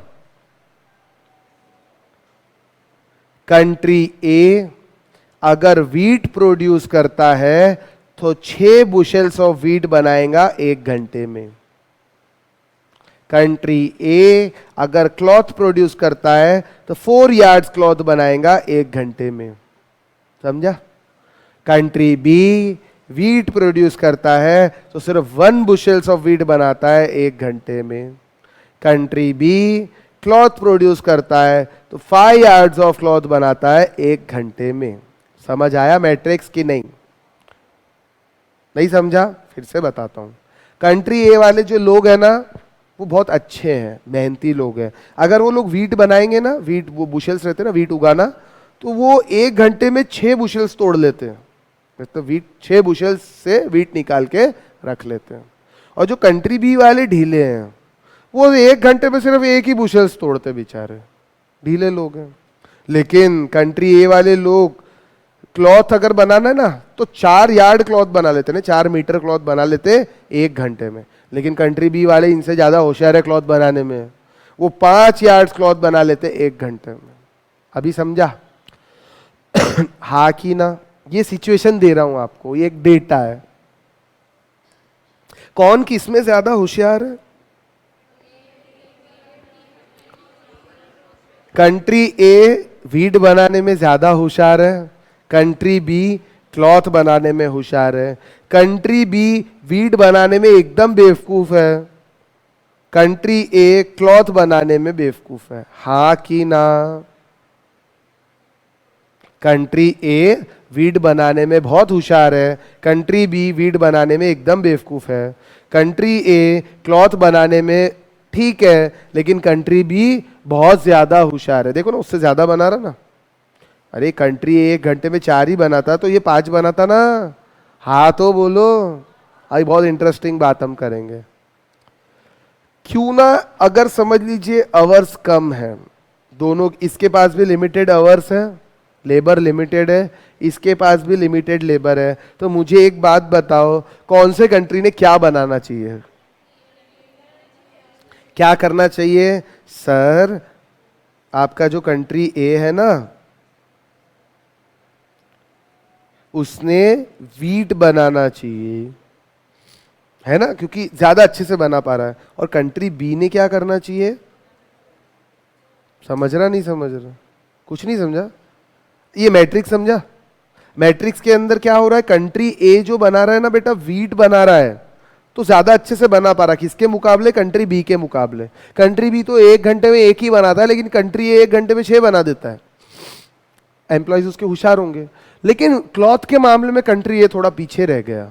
वो 1 घंटे में सिर्फ 4 यार्ड्स बना रहा है, और कंट्री बी तो 5 यार्ड्स क्लॉथ बना रहा है, बराबर है। इसका मतलब कंट्री ए का स्पेशलाइजेशन किस में है?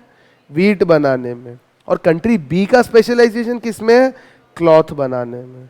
तो जिसका काम उसी को साझे, जिसको जो अकल से आता है वो काम करो, ठीक है। तो फिर कंट्री ये बोलेंगे अगर मैं वीट बनाऊंगा तो कपड़े कैसे पहनूंगा, कपड़े का क्या करूंगा? तो एक काम करो ना, आप कंट्री बी से इंपोर्ट कर लो क्लॉथ। तो कंट्री बी बोलेंगे यार मैं वीट नहीं बनाऊंगा तो खाऊंगा क्या? कंट्री ए से इंपोर्ट कर लो और बदले में उनको क्लॉथ दे दो। जो आपके पास ज्यादा है वो दे दो और जो कम है वो ले लो।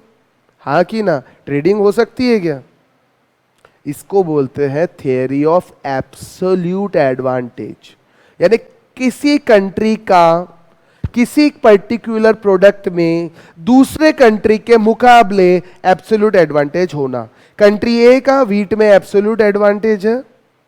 जस्ट इमेजिन करो ये दो ही प्रोडक्ट इकोनॉमी में और ये दो ही कंट्री वर्ल्ड में है। थोड़ी देर के लिए इमेजिन तो बोलेंगे सर वो सी कंट्री रहा, तो ऐसा मत इमेजिन करो, दो ही कंट्री है और दो ही प्रोडक्ट है, ऐसा इमेजिन कर लो, ठीक है। नहीं तो समझना मुश्किल हो जाएगा। कहा थे हम? हाँ, तो वीट कंट्री ए का एब्सोल्यूट एडवांटेज है वीट बनाने में कंपेयर टू कंट्री बी। तो कंट्री बी का एब्सोल्यूट एडवांटेज है क्लॉथ बनाने में एज कंपेयर टू कंट्री ए। मैं इस चीज को दूसरे तरीके से बोलता हूं, कंट्री ए का एब्सोल्यूट डिसएडवांटेज है क्लॉथ बनाने में as compare to country B. Country B का एब्सोल्यूट डिसएडवांटेज है वीट बनाने में as compare to country A. क्या मैंने सही बोला? अरे एडवांटेज को बदल के डिसएडवांटेज कर दिया तो ए की जगह बी आ गया, वीट की जगह क्लॉथ आ गया। सिंपल, सिंपल है। क्यों पवन? सिंपल है ना बेटा? हाँ। अभी चलो ट्रेडिंग करते हैं। ट्रेडिंग करेंगे। क्या ट्रेडिंग करेंगे? वीट और क्लॉथ की ट्रेडिंग करेंगे, ठीक है। कौन कंट्री क्या एक्सपोर्ट करेगा? कंट्री ए वीट एक्सपोर्ट करेगा और क्लॉथ, हाँ कि ना? और कंट्री बी क्या करेगा? क्लॉथ एक्सपोर्ट करेगा और वीट इंपोर्ट करेगा, ठीक है। चलो ठीक है, ट्रेडिंग के लिए जरा थोड़ा बराबरी की बात करते हैं। 6W is equal to 6C। मतलब क्या हुआ इसका? ट्रेडिंग कैसे हो रही? तू मुझे 6 गेहूं दे, मैं तुझे 6 कपड़े दूंगा। 6, अब यूनिट्स कोई भी समझ लो। हाँ, क्या हो गया? अरे 6 गेहूं, अरे यार भावनाओं को समझो। 6 बुशेल्स ऑफ व्हीट, बुशेल्स, 6 बड़े बड़े बंडल, और तू मुझे 6 यार्ड क्लॉथ दे दे। समझ रहे? नहीं समझ रहे? 6 की ट्रेडिंग इक्वल। अभी हम बराबरी की बात करते हैं, ठीक है। पहले बराबरी की बात कर लेते क्या होता है। चलो ठीक है, बराबरी की बात करी। अब ये मिटा रहा हूं मैं थोड़ी देर के लिए, ठीक है। ये मिटा रहा हूं। ये एक्सपोर्ट कौन क्या करेगा, इंपोर्ट कौन क्या करेगा, ये तो आपको समझ गया।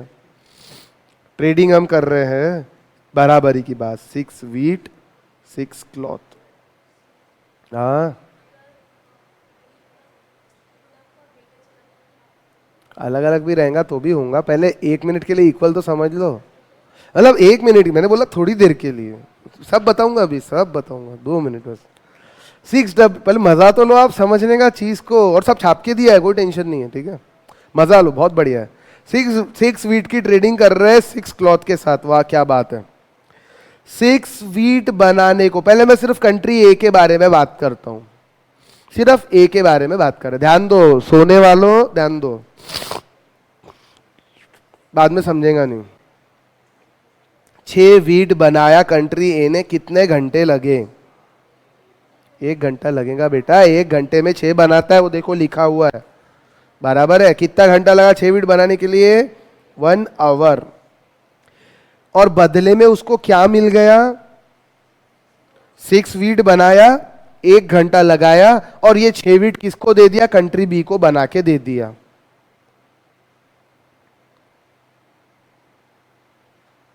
एक्सपोर्ट कर दिया।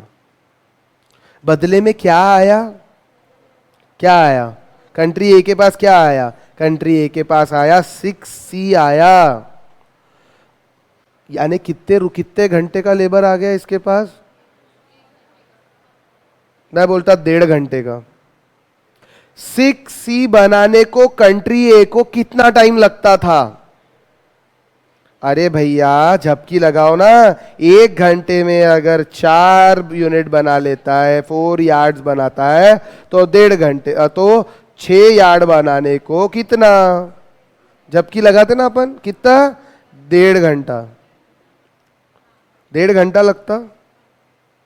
यहां लिखता हूं 1.5 आवर। अब इस चीज का मतलब क्या हुआ, जरा हिंदी में बताओगे? 1 घंटे का काम देके 1.5 घंटे का काम ले लिया। आधे घंटे का लेबर पेमेंट बच गया कंट्री ए का? हाँ बच गया ना। और इसको अगर मुझे ये तो आवर्स के टर्म में एक्सप्लेन किया, और कमोडिटी के टर्म में एक्सप्लेन करना है तो कितने कमोडिटी का फायदा हुआ? 2 क्या? क्लॉथ का फायदा हुआ। सर 1 घंटा अगर मैं काम करता तो मैं तो 4 ही सी बना सकता था, 4 ही क्लॉथ बनाता ना ये कंट्री 1 घंटे में, बराबर है। और मुझे कितने मिल गए 1 घंटे में? अभी 6C मिल गए। तो मेरा फायदा कितना हुआ? 2C का टोटल फायदा हो गया। दिस इज माय फायदा, यानी प्रॉफिट। हाँ कि ना? समझ में आया? तो बी को भी कुछ फायदा होगा कि नहीं होगा? तो बी का फायदा गिन ले। बी को क्या मिला? वीट मिले। कितने वीट मिले बी को? 6 वीट मिले। 6W। ये 6 वीट बनाने के लिए इसको कितने घंटे लगते थे अगर ये खुद बनाता बैठता तो? 6 घंटे लगते थे, सोचो। और अगर ये वीट नहीं बना रहा है, ये बेचारा इंपोर्ट कर रहा है वीट को, तो ये 6 घंटे इसने काहे में लगा दिए? क्लॉथ बनाने में। 6 घंटे में कितने क्लॉथ बना सकता है ये? 6 × 5। 1 घंटे में 5 बनाएगा तो 6 घंटे में कितना? 6 × 5 कितने क्लॉथ बना दिया? 30 क्लॉथ बनाया 6 घंटे यूज करके। बोलो। और देना कितने हैं उसको 6 वीट के बदले? सिर्फ 6 ही तो देना है। कितने क्लॉथ का फायदा हुआ? और आवर्स के हिसाब से निकालो तो डिवाइड बाय 5 कर दो, 4 पॉइंट समथिंग का फायदा हो जाएगा। 4.6 कुछ समथिंग, 4.88 आवर्स का फायदा हो गया। हाँ कि ना? अब आप जो बोल रहे थे सर ये इक्वल क्यों लिया, इसमें एक का फायदा ज्यादा हो रहा है एक का फायदा कम हो रहा, तो ये कंट्री ए को समझना चाहिए क्या कि एक काम करो 6 वीट दे रहे ना, तो उससे 6 क्लॉथ मत लो, उससे 12 क्लॉथ लो, 15 क्लॉथ लो, 20 क्लॉथ लो। कब तक मानेगा वो कंट्री बी? 24 क्लॉथ तक मानेगा। 24 क्लॉथ पे उसको नो प्रॉफिट नो लॉस होगा, और उसके बाद उसका फायदा खत्म हो जाएगा। उसके बाद बोलेगा कि ट्रेडिंग करूंगा, जा नहीं करता। 23 क्लॉथ 22 क्लॉथ पे फायदा कम हो जाएगा। जैसे जैसे अब ये होता है निगोशिएशन, किसकी कितनी गरज है, यस और नो? आई बात समझ में? किसकी कितनी गरज है, कौन कितना ज्यादा पानी में। अब मुझे बताओ कंट्री बी को इतना टाइम लग रहा है ये बनाने में, ये कंट्री ए को थोड़ी मालूम है, ये तो कंट्री बी को ही मालूम है ना। अगर कंट्री ए को ये पता चल जाए कि इसकी हालत ऐसी है तो ये जो नाजायज फायदा उठाएगा कि नहीं उठाएगा? या कंट्री बी को पता चल जाए कि इसकी हालत ऐसी है तो ये नाजायज फायदा उठाएगा कि नहीं? एक दूसरे का पता नहीं रहता, आपस में जो डील हो जाए। 6W के बदले 12C हो सकती है डील, हो सकती है। बी को फायदा है ना 12C डील करने में भी। 18C हो सकती है डील, हाँ जब तक फायदा रहेगा तब तक डील करेगा, नहीं तो बोलेगा जान दो नहीं करता। तो ये जो भी निगोशिएशन दो कंट्री के बीच में हो जाए, जब तक फायदा रहेगा डील करेंगे, फायदा खत्म डील खत्म। यस और नो? अपना फायदा सबको समझता कि नहीं? बच्चे को जब तक चॉकलेट दोगे आपके पास आएगा, चॉकलेट नहीं दिए तो नहीं आएगा। एक छोटे बच्चे को भी समझता, एक हाथ में 5 चॉकलेट रखना है, एक हाथ में 1 चॉकलेट रखना है, 2 चॉकलेट रखना, बराबर 5 वाली चॉकलेट पे हाथ लगाएगा वो। उसको समझती क्या काउंटिंग? नहीं, फिर भी उसको समझ रहा है यहाँ ज्यादा दिख रहा है, जहां ज्यादा वहां। तो ये तो पढ़े लिखे एक्सपर्ट लोग हैं, इनको समझता कि नहीं अपना फायदा? समझी क्या ये सिचुएशन? समझी क्या? पक्का? चलो ये तो मैट्रिक्स बना दिया क्या ऐसा भी हो सकता है, मैं मैट्रिक्स में थोड़ा चेंज कर रहा हूं, थोड़ा सा, एक ही सिर्फ, अब ट्रेडिंग होंगी क्या?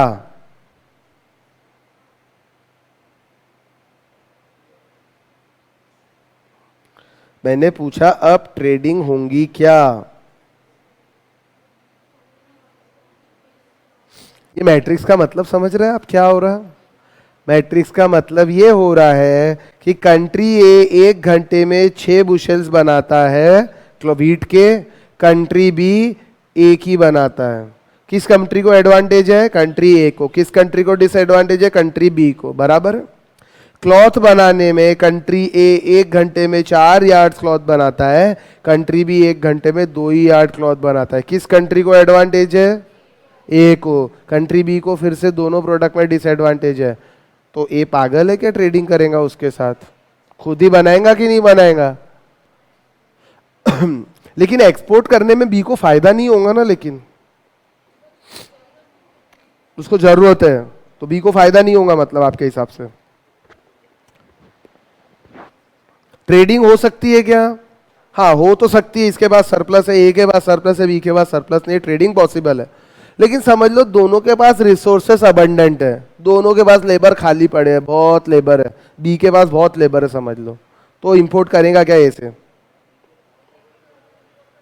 या नहीं, ट्रेडिंग का मतलब देखो give and take, barter system assume कर लो थोड़ी देर के लिए। गेहूं देगा तो बदले में क्लॉथ ही लेगा, क्लॉथ देगा तो बदले में गेहूं ही लेगा, बार्टर, पैसे है ही नहीं, तो ट्रेडिंग होंगी क्या?